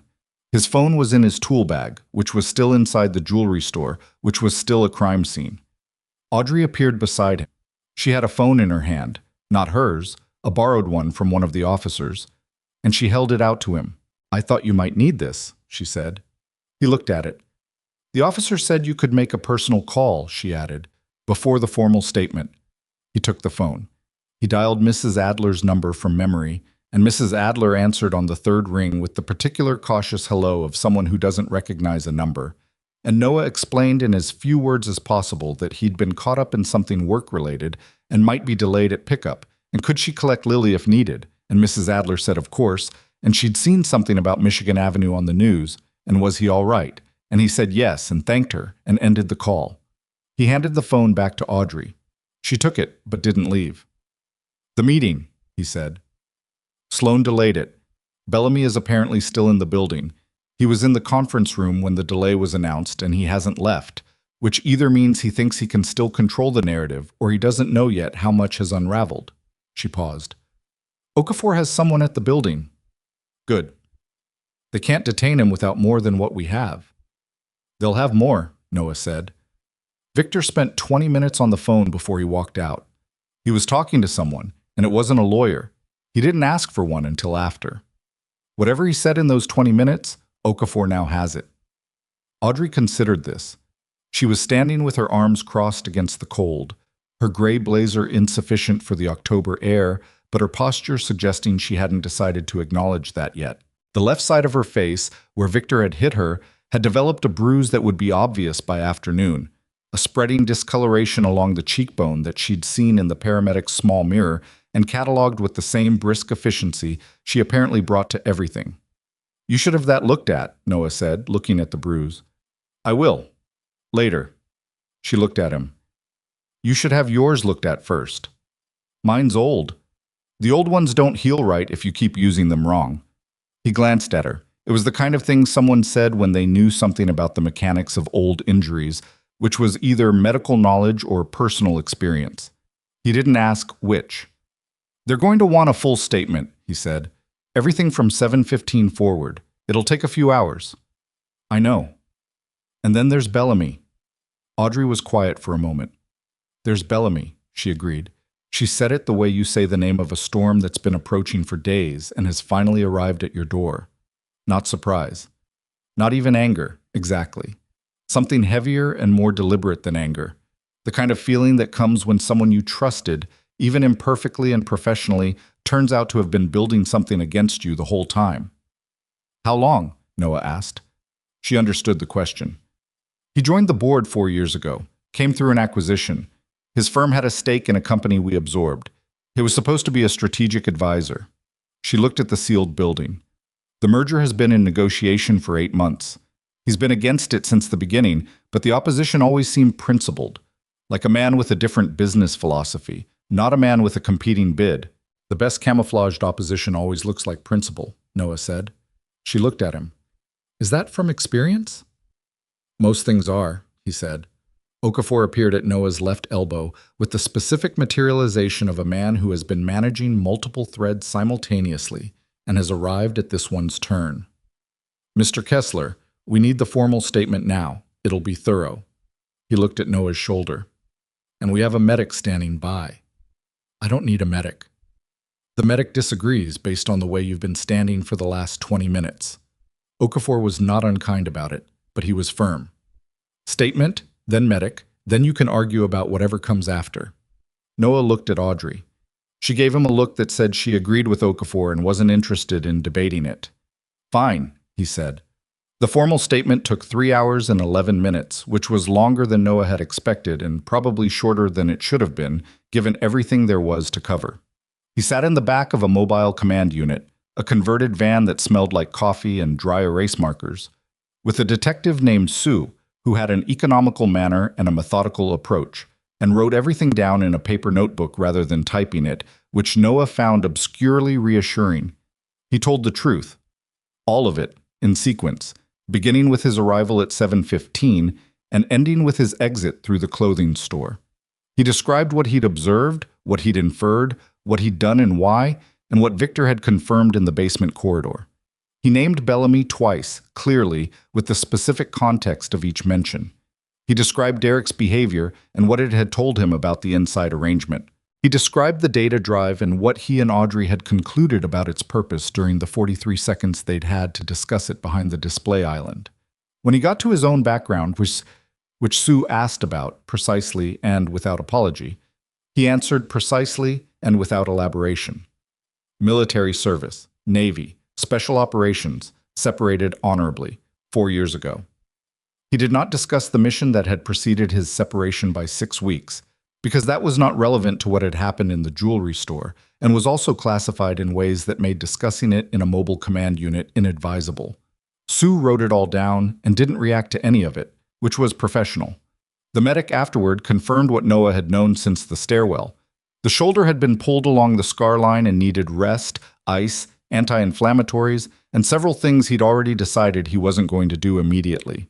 The medic gave him a sling he put on and then removed once the medic looked away, because the sling made it difficult to carry anything, and he needed to carry his tool bag, which an officer eventually retrieved from the store and brought to him along with his phone and his water bottle, which had survived the extinguisher cloud intact. He had 17 missed calls, 14 from his dispatcher, who had seen the news, 2 from Mrs. Adler confirming she'd collected Lily and they were both fine, 1 from a number he didn't recognize. He called his dispatcher first and gave a summary that contained approximately 30% of the actual information and confirmed that he was not injured and would not be available for the rest of the day. His dispatcher was a woman named Carla, who was pragmatic about most things, and responded to this with a brief pause, and then, "Okay, Noah, I'll reroute the Evanston job," and then hung up, which was exactly the correct response. He didn't call the unknown number. By the time he was done with the statement and the medic and the dispatcher, it was nearly 2 in the afternoon, and the street outside Harmon and Cole had been transformed into the organized infrastructure of an extended investigation. More vehicles, portable barriers, a media presence being held 2 blocks north that he was grateful to be shielded from. The cold had intensified. The sun had moved and was now coming at a lower angle that did nothing to offset the temperature. Audrey was waiting outside the command van. She had been, he gathered, occupied with her own statements and several phone calls, and at some point, a conversation with Okafor that had lasted long enough to suggest it had covered significant ground. She had also, at some point, acquired a paper cup of coffee, which she held with both hands in the way you hold something warm when you've been standing outside in October longer than you planned. She looked at him when he came down the van step. "Bellamy," she said. "What happened?" "Okafor sent someone to the building 40 minutes ago." Bellamy left the conference room after the 3rd delay announcement and went to his office. His assistant said he was making calls. She paused. By the time the officers got to his floor, he'd taken the secondary elevator to the parking level. Noah looked at her. "He ran." "He ran," she confirmed, which apparently is its own kind of admission. They have him on parking garage footage getting into his car at 11:52. Where is he now? They don't know yet. His phone is going to voicemail. She looked at her coffee. Okafor says the footage plus Victor's statement plus the drive's contents, which a forensic team is starting on now, should be enough for a warrant by end of day. Maybe sooner. But he has a head start. He has a head start, she said. Okafor doesn't seem panicked. He says men like Bellamy don't run the way men who know how to run do. He says they run to somewhere familiar, which is findable. Noah thought about this. He thought about the data drive and what it likely contained, the fabricated valuation assessments, the forged documentation that Bellamy had intended to use to build a fraud narrative around Audrey's name. He thought about the 8 months of merger negotiations and the specific patient architecture of what Bellamy had built. And he thought about the fact that a man who had spent 8 months building something that elaborate did not, as Okafor had suggested, tend to have a good improvised exit strategy. He'll use a contact, Noah said. Someone he doesn't pay directly, a relationship that predates the merger, before he knew he'd need it. Those are harder to trace fast. Audrey looked at him. How do you know that? Because it's what I would do, he said, and didn't explain further. She didn't push it.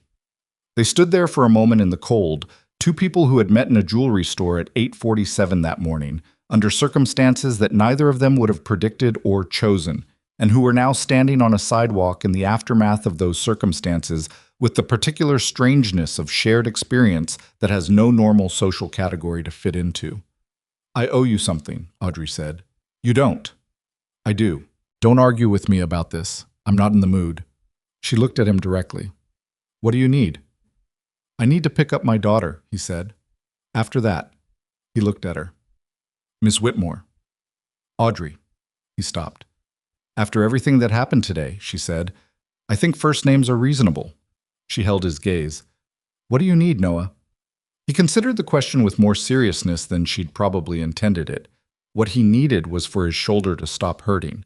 What he needed was to get home and make Lily the waffles he'd promised for dinner and sit on the couch with her while she told him about reading time and whatever the other first graders had done that was worth reporting.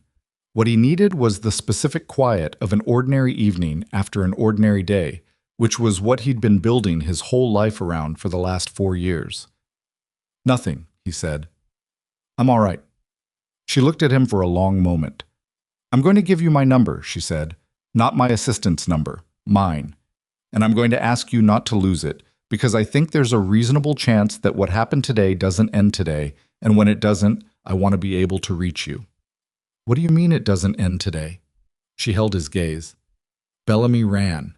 The drive is in evidence, but Bellamy has people, so he's spent 4 years as a board member of my company, which means he has access to information I haven't fully mapped yet. I don't know what else he set up. I don't know who else he talked to or what arrangements he made that don't connect directly to today." She paused. "And I don't know who in my company he might have cultivated besides Derek." Noah was quiet. "I have a security team," she said. "They're good people. But today demonstrated, fairly clearly, that good people inside a system that has already been compromised are working with incomplete information." She kept her voice even and factual, the way she'd kept it during the robbery, the way she'd apparently decided was the most efficient way to talk about things that would otherwise be frightening. "I'm not asking you to be my bodyguard. I'm asking you to be someone I can talk to who isn't inside the system." He looked at the sealed storefront. "My daughter," he said. "I know. She comes first. That's not negotiable, and it's not going to change." "I understand that," Audrey said. "I'm not asking you to change it." He was quiet for a long moment. "Give me the number," he said. She told him. He put it in his phone. He found a cab 3 blocks north, because the immediate vicinity was still comprehensively obstructed, and he rode it to the school and arrived at 2:47, which was 14 minutes after standard pickup, but 2 minutes before Mrs. Adler had planned to take Lily back to the apartment building. He saw them on the sidewalk outside the school gate, Mrs. Adler in her good wool coat, Lily in the bright orange puffer jacket she insisted on wearing even when it was not yet cold enough to warrant it, which it definitely was today. Lily saw him from 30 feet away and covered the distance at the specific speed that 6-year-olds operate when they've identified their person. He caught her with his right arm and held on. His left shoulder registered a formal objection to this, and he ignored it completely. "You're late," Lily said into his neck. "I know. I'm sorry. Mrs. Adler said you were stuck at work." "I was." She leaned back to look at him with the evaluating attention that children deploy when they suspect an adult is withholding information. She studied his face. "You look tired." "I am a little," he said. "Did something bad happen?" "Everything's okay," he said. She considered this. Then she apparently decided to accept it, because she rested her head against his shoulder, the right one, and said, "We're still having waffles." "Yeah," he said. "We are." He thanked Mrs. Adler, who gave him the look of a woman who had seen the news coverage and drawn her own conclusions, and had decided not to ask about them, which he appreciated more than he could easily express. He took Lily home. He made the waffles. He sat on the couch while she told him about reading time, and about a boy in her class named Marcus, who had brought a beetle in a jar for show and tell, and about how the beetle had escaped during math and nobody could find it, and the substitute teacher had handled it badly. He listened to all of it, fully and without distraction, which was the thing he was best at in the part of his life that mattered most. After she was asleep, he sat at the kitchen table with his phone and the ice pack he'd finally applied to his shoulder. And he thought about Bellamy. Audrey had been right that it didn't end today. He'd known it when she said it. He'd known it before she said it, in the specific way he knew things that his body registered before his conscious mind finished processing. A low, settled certainty. Not dramatic, just present. The kind of knowing that doesn't offer options. Bellamy had spent 8 months building something. Men who spent 8 months building something didn't abandon it over one bad morning. They regrouped. They found the weak point in whatever had disrupted their plan, and they addressed it. And the weakest point in what had disrupted Bellamy's plan was the question of how the maintenance technician in the jewelry store had known his name. That question was not going to stay quiet. He picked up his phone and called Audrey. She answered on the second ring. "I was going to call you," she said. "Bellamy," he said. "He's going to ask the same question I would ask, which is how his name got to me. The answer, when he traces it, is going to lead him to Victor. And Victor is in custody, which is protected, but it also means Bellamy knows Victor talked." "Victor gave a statement," Audrey said. "Yes. He'll also know about the drive being in evidence, which means the fraud narrative he built, the fabricated assessments, those are compromised. He can't use them now." Noah shifted the ice pack. "So what he's left with is the merger vote, which he can no longer control through the fraud angle, and a company board that is currently -1 member who just fled a police situation." "The board reconvenes Thursday," Audrey said, "rescheduled from today." "He'll try to influence the remaining votes before Thursday," Noah said. "He doesn't need to be in the room. He needs to work the phones for 48 hours and shift enough positions that the vote goes the way he wants it to go, even without him and without the fraud narrative." Silence on the line. "Who on your board was closest to him?" Noah asked. A pause. "Margaret Osei. She and Bellamy have worked together before outside the company. A charitable foundation they both sit on." Another pause. "I never thought of it as a conflict. Did she support the merger?" "She was undecided last week. She'd been asking for additional documentation." "That's the one," Noah said. "If Bellamy can get to her in the next 48 hours and give her a version of events that repositions today as something that doesn't implicate him, a misunderstanding, a smear campaign, something. And if she moves to his side on the vote, he may be able to block the merger even from wherever he's running to." "I need to talk to her first," Audrey said. "Yes." "Tonight." "Yes." A breath. "Okay. Then, how do you think this way?" "It's not a special skill," he said. "It's pattern recognition. You do it too. You put together the drive and the merger and Bellamy's position in about 45 seconds while you were crouched on cold marble with a gun in the room." "That was desperation," she said, "not strategy. They're the same thing when you don't have time for the difference." She was quiet for a moment. When she spoke again, her voice had shifted. Not softer exactly, but less formal, the way voices go when the professional scaffolding comes down at the end of a long day. "Noah, the thing in the basement, naming Bellamy, how did you actually get there? You were in that store for an hour and 45 minutes before Victor walked in. You couldn't have known." "I didn't know," he said. "I built it from what was available. Derek's behavior, the level of planning, the targeted hostage, the drive over the diamond. Someone with access to 3 different information streams. Her schedule, the store layout, the internal merger documents, cross-referencing access levels. Board member was the logical bracket." He paused. "Bellamy was an educated guess until Victor's face confirmed it." "You guessed?" "Informed guess. In a basement with a gun at your back."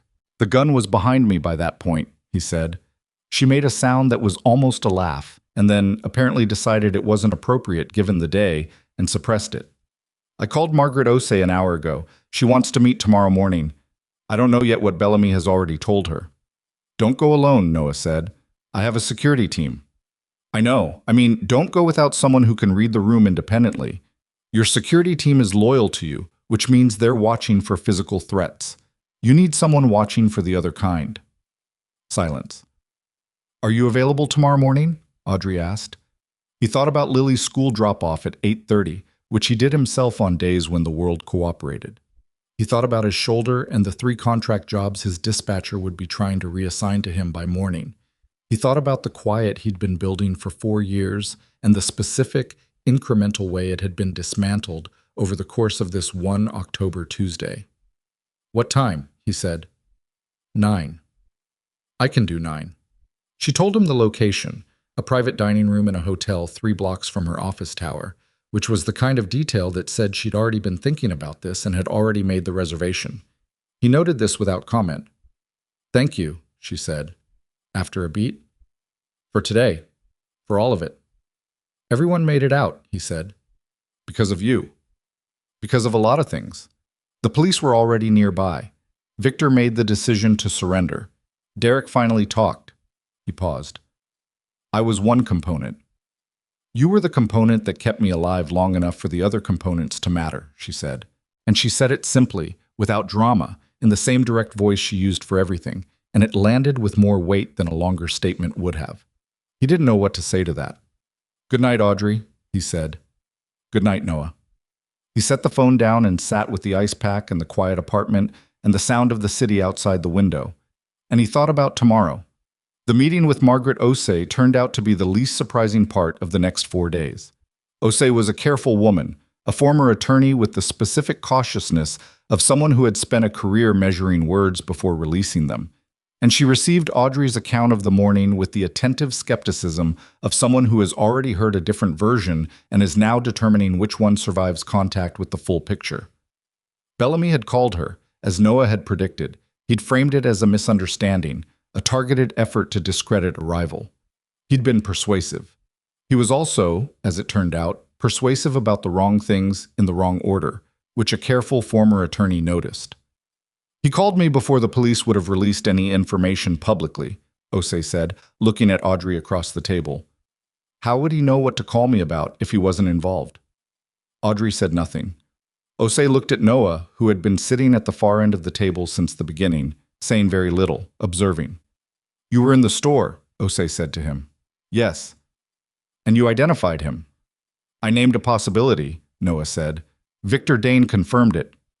"Dane's statement is in police evidence." "Yes." Osei absorbed this. She looked at her water glass. She looked at the window. She was doing the thing that careful former attorneys do when they are adjusting to information that changes the shape of something they thought they understood, and Noah recognized it because he'd watched a lot of people do it and had learned to give them the time it required rather than pressing. "The merger vote," she said finally. "I was leaning against it. Bellamy's analysis of the risk structure was compelling." "Bellamy's analysis was written to serve his competing bid," Audrey said. "The internal documentation on the drive, the real documentation, not the fabricated version he was trying to create, shows the merger projections are solid. The forensic team has been on the drive since yesterday afternoon. I'd want to see that analysis." "I'll have it to you by 4 this afternoon," Audrey said. Osei nodded slowly. She looked at Noah again. "What's your role in this? Going forward?" Noah opened his mouth and Audrey spoke first. "Advisor," she said. He looked at her. She looked back with the expression of someone who has made a decision and is not in the current moment interested in discussing it. "Independent," she added to Osei. "Not on staff. Consultant basis." "On security matters," Osei said. "On pattern recognition," Audrey said. Osei studied Noah for another moment with the evaluating attention of a woman who had spent decades reading people in rooms and was applying that skill now. He met her gaze without adjustment and didn't offer anything additional. "All right," Osei said. "Bellamy was found at 6:40 the following evening. He'd gone to a lake house in Michigan belonging to a college friend. Exactly the kind of familiar, pre-existing relationship that Noah had predicted, and exactly the kind of place that Okafor's team located by working outward from Bellamy's known social network, with the methodical patience of investigators who have warrants and time. He was arrested without incident. The data drive, fully analyzed, contained what the forensic team described as a sophisticated fabrication. Merger valuation documents that had been altered at the metadata level to show falsified risk assessments, with Audrey's digital signature applied through a stolen credential. If the drive had been introduced as evidence in a regulatory review, the signature would have pointed directly to her. The fraud charge would have been plausible, the regulatory review would have taken months, and the merger's acquisition window would have closed. Bellamy had built it carefully. He'd also underestimated Derek Vance's capacity for guilt, Victor Dane's capacity for self-preservation, and the presence of a security systems technician who had been in the building since 7:15 and had spent the first 45 minutes doing what security systems technicians do, which is learning a building from the inside out before they touch anything in it. The board met on Thursday as rescheduled. Noah was not present. He had a job in Wicker Park, a legitimate one, a full alarm system installation for a dental practice that had been on his schedule for 2 weeks. And he went to it and did it, and at 3:30 his phone showed a message from Audrey that said, 6-1, merger approved. And then, after a pause, thank you. He finished the installation. He picked up Lily. He did not have waffles for dinner because Lily had changed her mind and now wanted pasta, which was a 20-minute project that he had no objection to. They ate at the kitchen table and she told him about the beetle situation, which had developed. The beetle had apparently been found under the radiator by the janitor and was now the unofficial class pet, housed in the original jar on the windowsill, and the substitute teacher had apologized for overreacting, which Lily reported with the solemn satisfaction of someone who has witnessed a correct institutional response. After she was asleep, Noah sat at the kitchen table and looked at the wall. He thought about the jewelry store and the data drive and Graham Bellamy in a lake house in Michigan, and he thought about Audrey standing on the sidewalk in the cold asking him what he needed, and he thought about the way the day had felt from the inside, the weight of it, the specific texture of 47 minutes that had required everything he'd spent a decade trying to put down. The thing about carrying that kind of capacity was that it didn't go away because you stopped using it. He'd spent 4 years pretending otherwise. He picked up his phone and looked at Audrey's message. 6-1. Merger approved. He typed, good. And then he looked at it for a moment and added, get some sleep, and sent it. 3 floors below him, in the street, the city went on being the city. Indifferent, enormous, moving at its own speed regardless of whatever any individual inside it was carrying. He'd lived in it long enough to find that comforting rather than lonely. The way the reliable indifference of a large place can feel like privacy if you need privacy, and like company if you need that instead. His phone lit up. Her reply was one word, working on it. He put the phone down and went to check on Lily, who was asleep with her arm around a stuffed animal that had lost one eye several months ago and had never been replaced because she'd decided it was fine and that was that. He stood in the doorway for a moment. Then he went to bed. And at 6:40 the next morning, when his phone lit up with a message from Audrey that said Bellamy was found. He's in custody.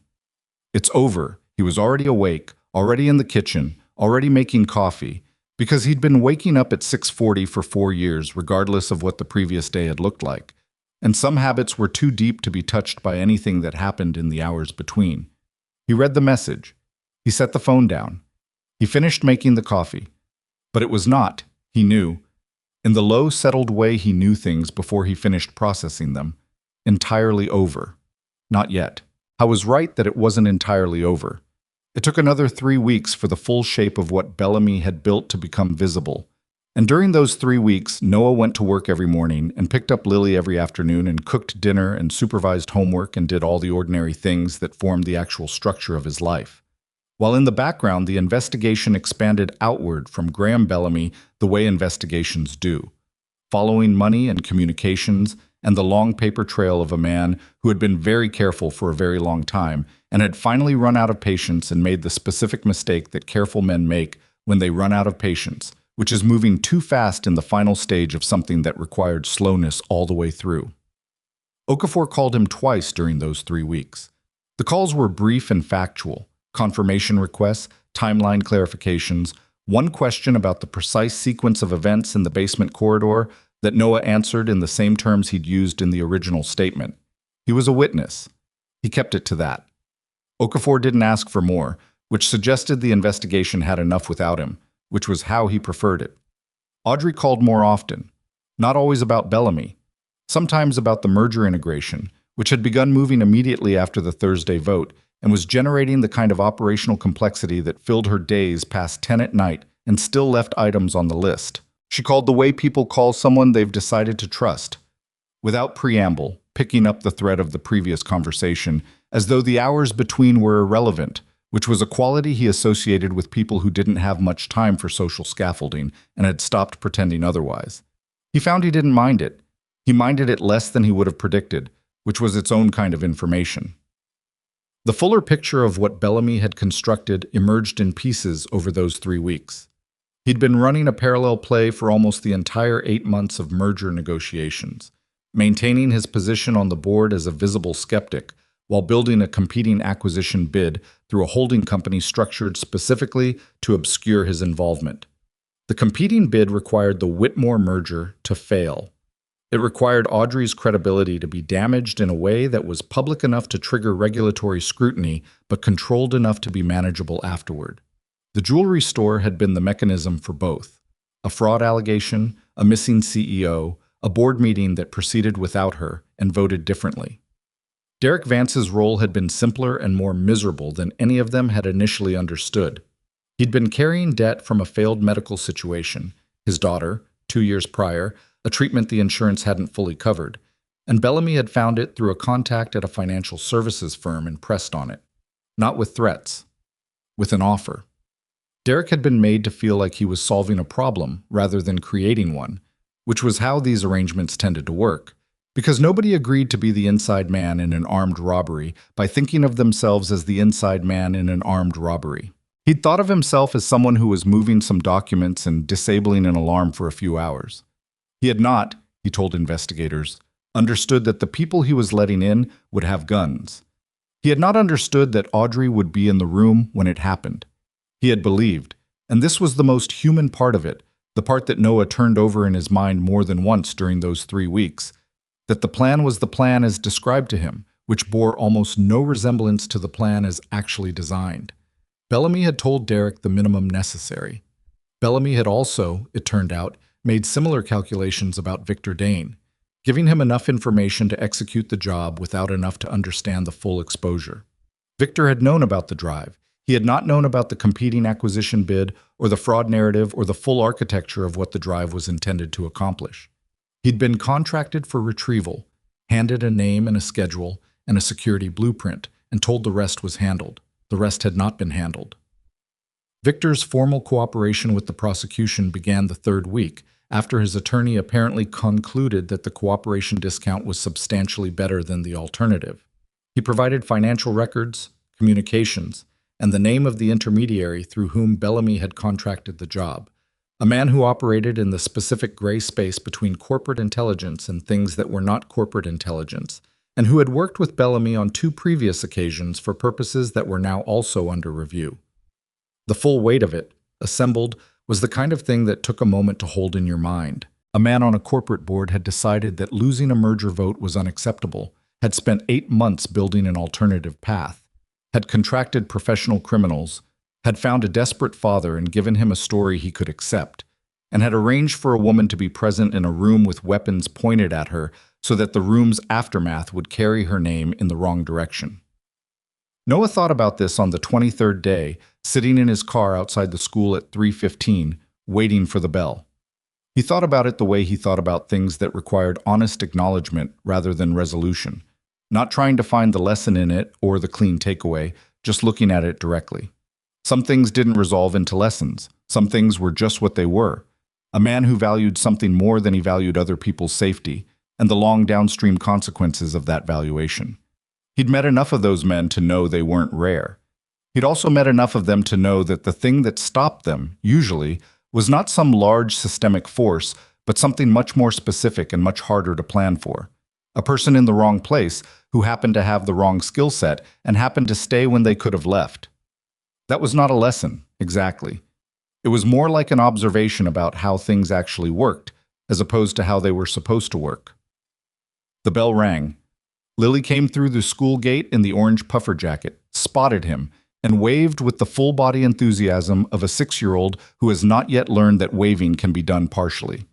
He got out of the car. The call from Audrey came that evening after Lily was in bed. "It's done," she said. He knew what she meant. The prosecutor's office had formally charged Bellamy that afternoon. The news had been on his phone since 4. But done meant something different from charged. Done meant she had decided it was done. He understood the distinction. "How are you?" he asked. A pause, not a calculating pause. The pause of someone actually checking. "Strange," she said. "I thought I'd feel more when it actually happened, when they confirmed the charges." She was quiet for a moment. I feel tired. Mostly tired. That's accurate, he said. That's the correct feeling. Is it? The other feelings catch up later, when you're not expecting them. He sat back in the kitchen chair. The tiredness is the honest one. It means you are actually in it. She was quiet for a moment longer. I've been thinking about Derek, she said. This surprised him slightly. What about him? He cooperated. He told them everything, which they didn't need because they had enough without him. But he told them anyway. His attorney says he'll likely get a reduced sentence. She paused. His daughter is 14 now. The medical situation was 2 years ago. She's okay. Noah said nothing. I've been trying to figure out how angry to be at him, Audrey said. I keep expecting to get there, and I don't quite. He made a bad decision under pressure, Noah said. That's not nothing, but it's also not the same category as what Bellamy did. No, she said. It isn't. Bellamy wasn't under pressure. Bellamy was comfortable and wanted to be more comfortable. Those are different starting points. Another silence. I fired my head of internal security, she said, effective last week. Not because he did anything wrong, he didn't, but because the breach that let Bellamy access the merger documentation came through a credentialing process that his department owned, and while it wasn't his fault in the direct sense, it happened on his watch, and he missed it. She paused. He's a good person. I told him that. He understood. How did he take it? He was angry for about 10 minutes, and then he wasn't. He said he'd been expecting it. A brief pause. He said he'd have done the same thing. Noah looked at the table. You're rebuilding the whole system. I'm trying to. Which is harder than it sounds because I don't know yet where all the gaps are, and I won't know until I know, which is the most frustrating kind of problem. She let out a breath. I want to talk to you about that. Not tonight. When you have time. Okay, he said.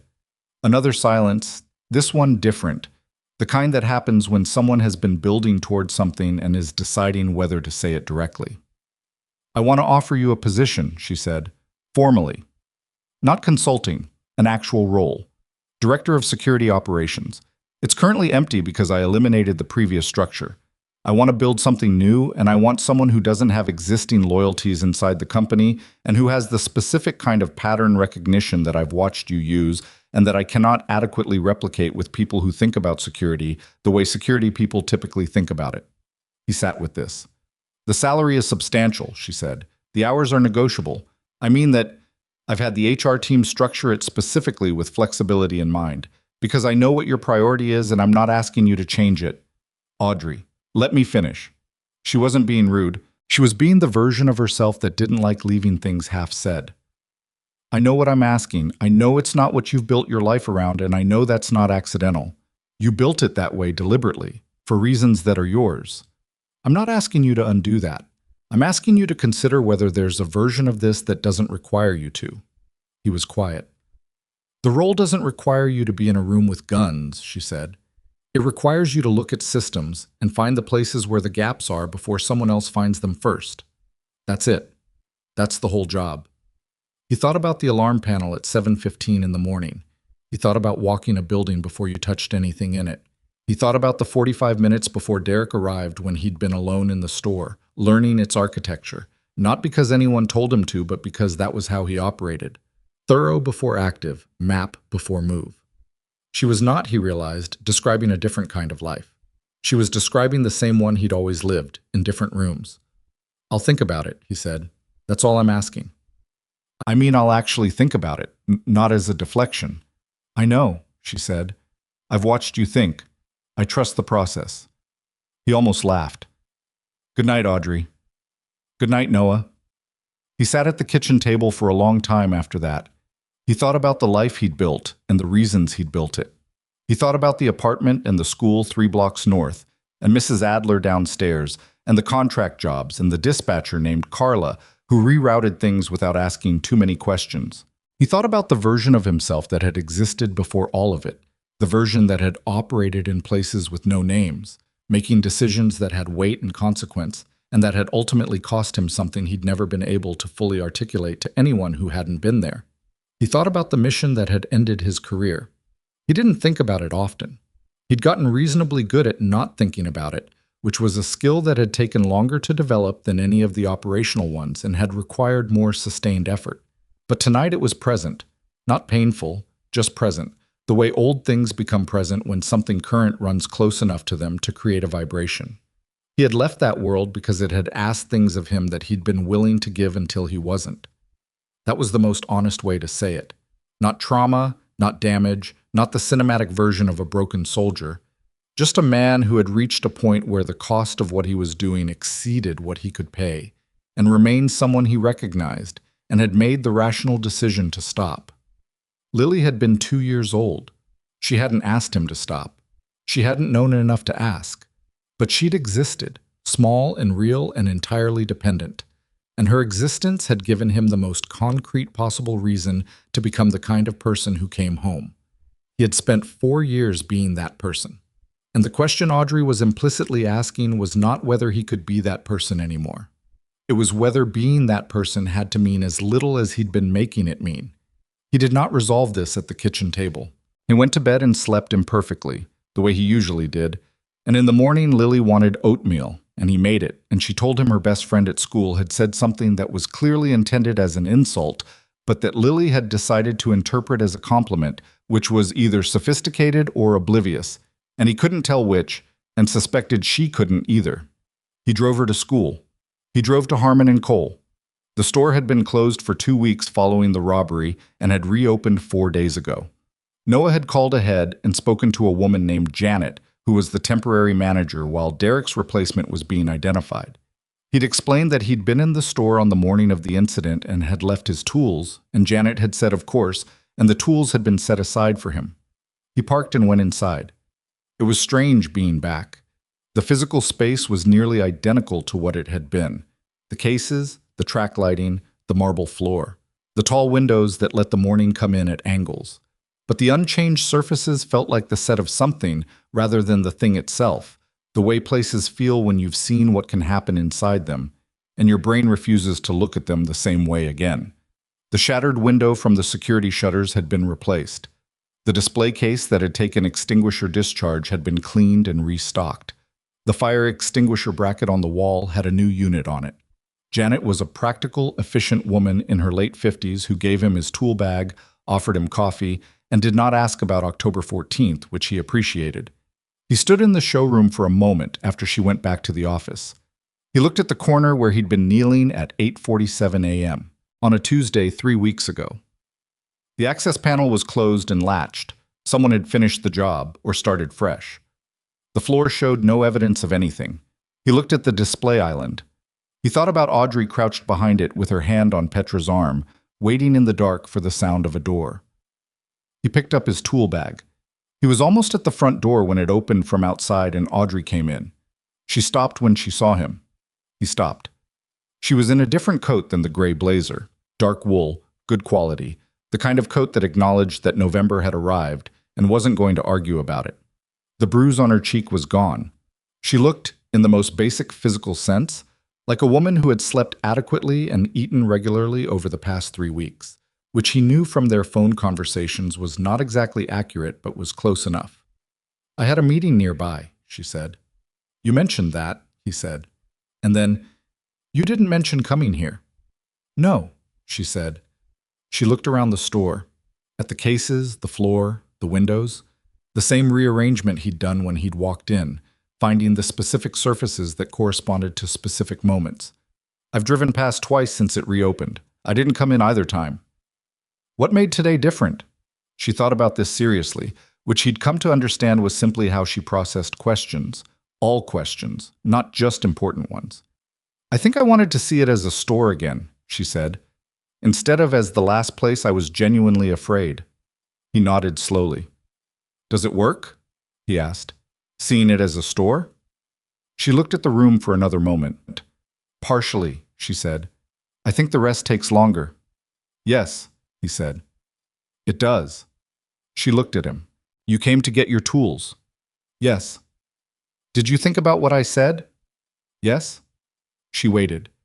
"The role you described," he said. "Looking at systems. Finding gaps before someone else does." "Yes." "That's not a security director role," he said.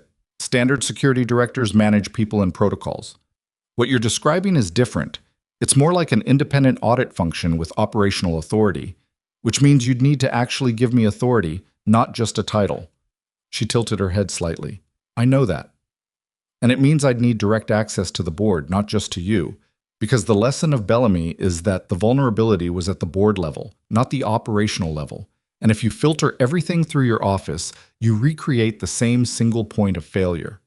She was quiet for a moment. You're negotiating, she said. I'm identifying requirements, he said. There's a difference. She almost smiled.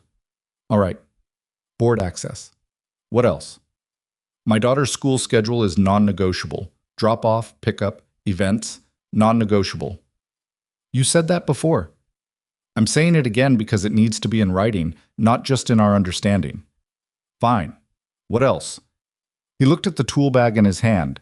Then he set it down on the floor beside him. I'm not a corporate person, he said. I don't operate well in environments where the goal is to look productive rather than be productive, and I can't pretend otherwise. If you hire me and then discover that I'm not going to attend the meetings that exist to generate the appearance of progress, that's going to be a problem. I don't hold meetings to generate the appearance of progress, she said. I genuinely hate those. They're attacks on actual work. Your board might not agree.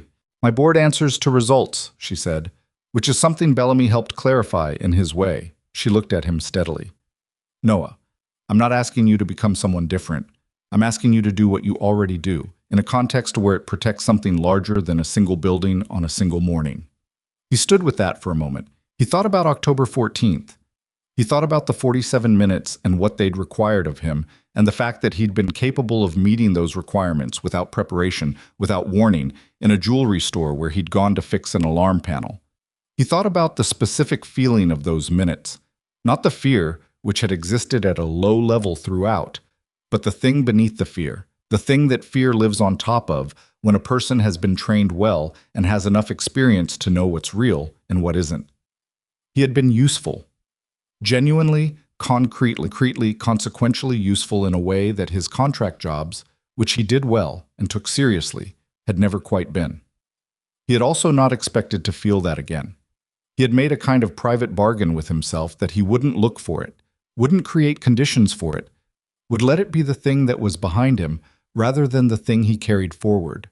That bargain had been made by a version of himself that was 2 years out of the military and still learning what civilian life actually looked like from the inside. He was 4 years out now, and the life he'd built was good.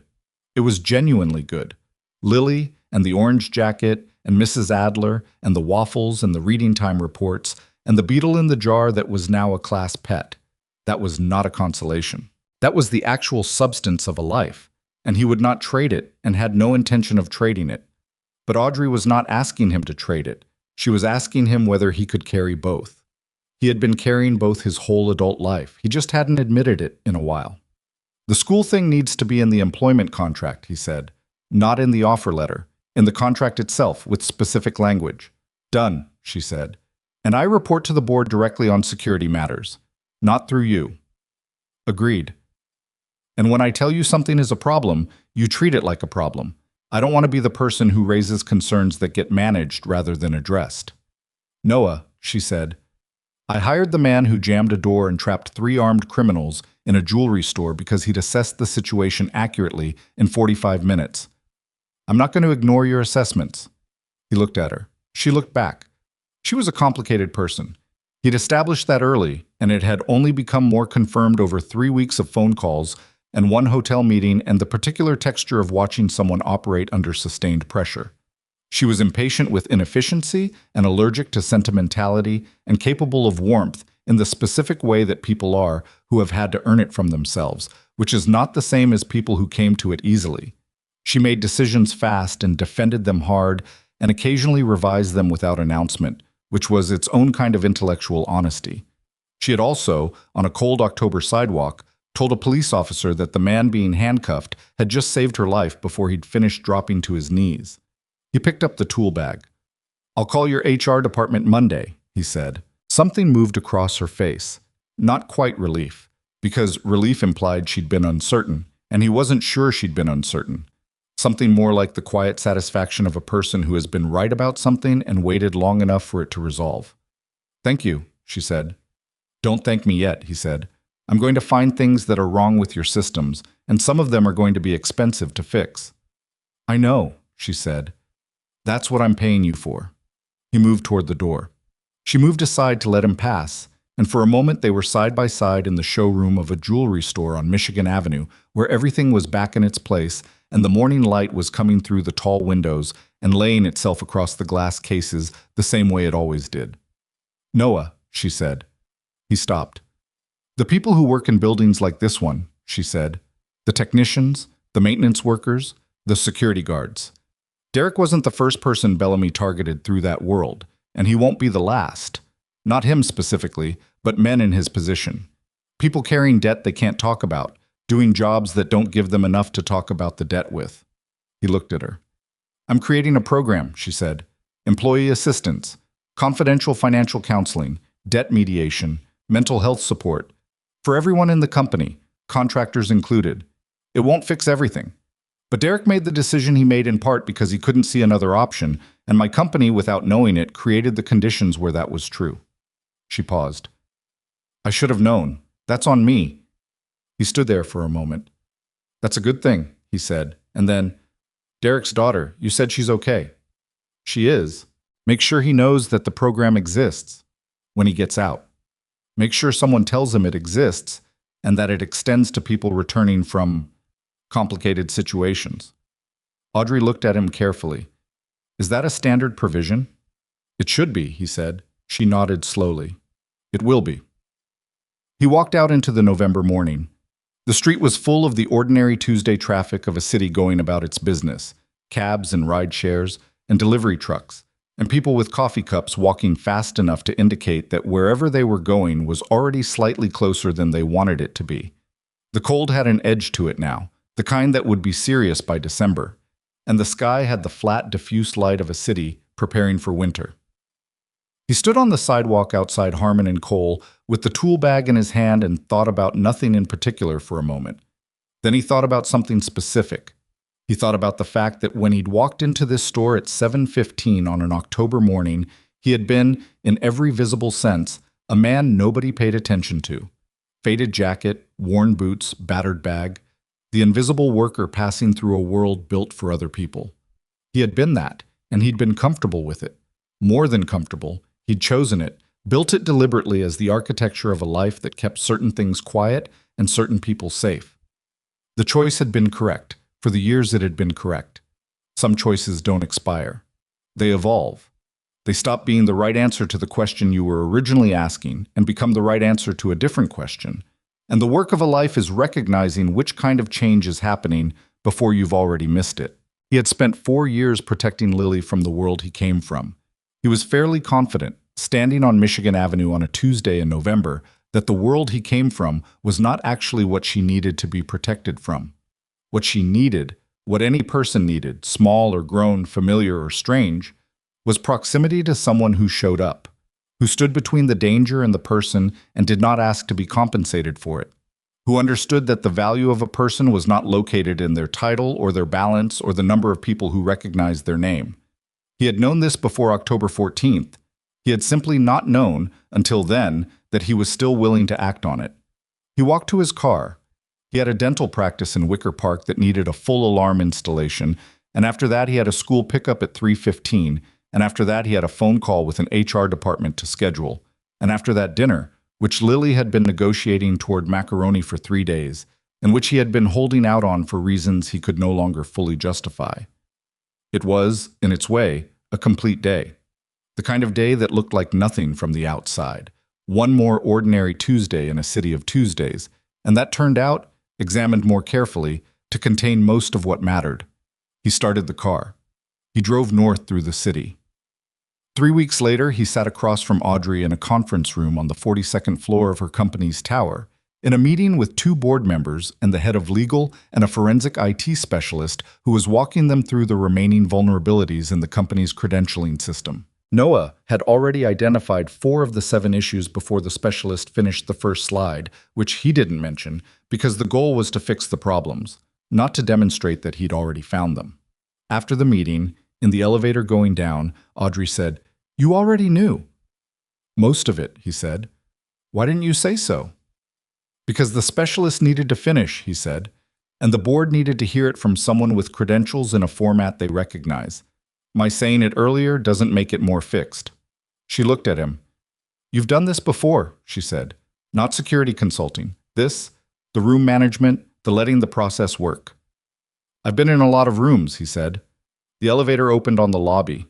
They walked out into the building's atrium, high-ceilinged, full of the particular organized motion of a large company going about its morning. People with badge lanyards and laptop bags and the purposeful gait of somewhere to be.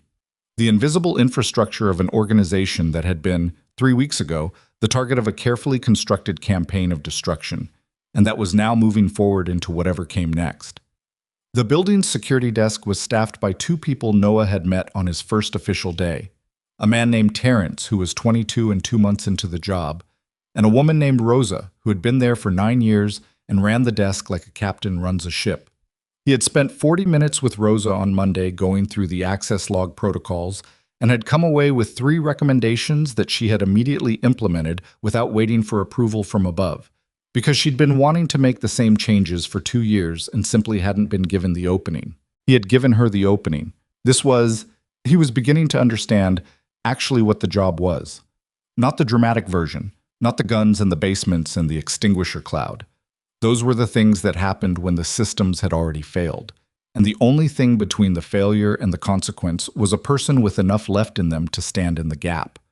Those moments existed. They would always exist because systems failed and people failed, and the world had never, in the entire history of its operation, arranged itself into something that ran without gaps. But the job was the other thing. The job was Terrence learning the access log the right way at 22. The job was Rosa finally getting the protocol changes she'd been wanting for 2 years.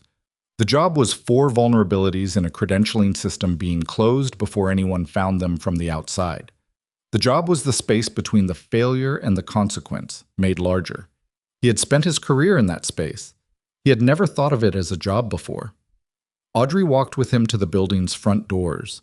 Outside, through the glass, Michigan Avenue was doing what it always did, moving, indifferent, enormous, carrying its Tuesday forward with or without input from the people on its sidewalks. Lily's recital is the 16th, he said.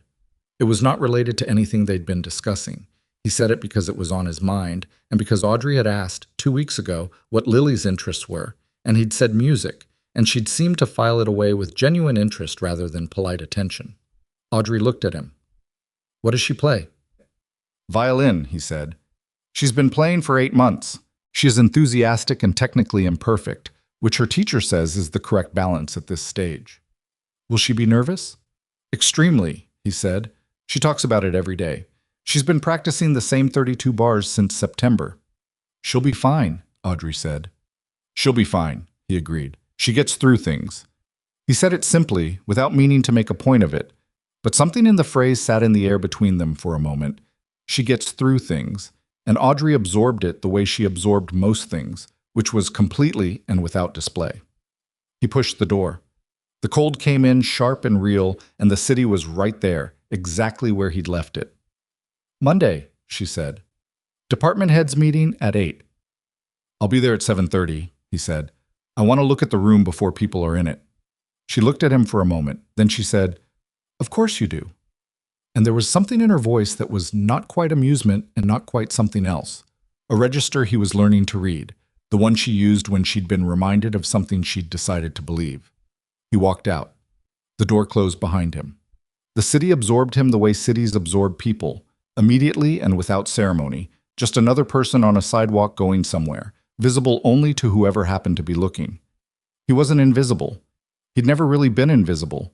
He'd been unseen, which was a different thing, a condition created by the looking habits of the people around him rather than anything true about him. He had used it when it was useful, and he had carried it home when it was heavy, and he had built a life inside it that was quiet and deliberate and genuinely his. He still had that life. It was intact. Lily would be in reading time right now, cross-legged on the rug, probably thinking about the recital, probably not thinking about the book. Mrs. Adler was probably listening to the radio downstairs. The apartment was probably cold because he'd turned the heat down before leaving and hadn't accounted for how long the meeting would run. All of that was exactly as he'd left it. And he was walking back toward it through a city he'd lived in for 4 years, carrying the particular weight of a man who has figured out something he should have known earlier. Not with regret, just with the honest acknowledgement that some understandings take the time they take, and arriving late is not the same as not arriving.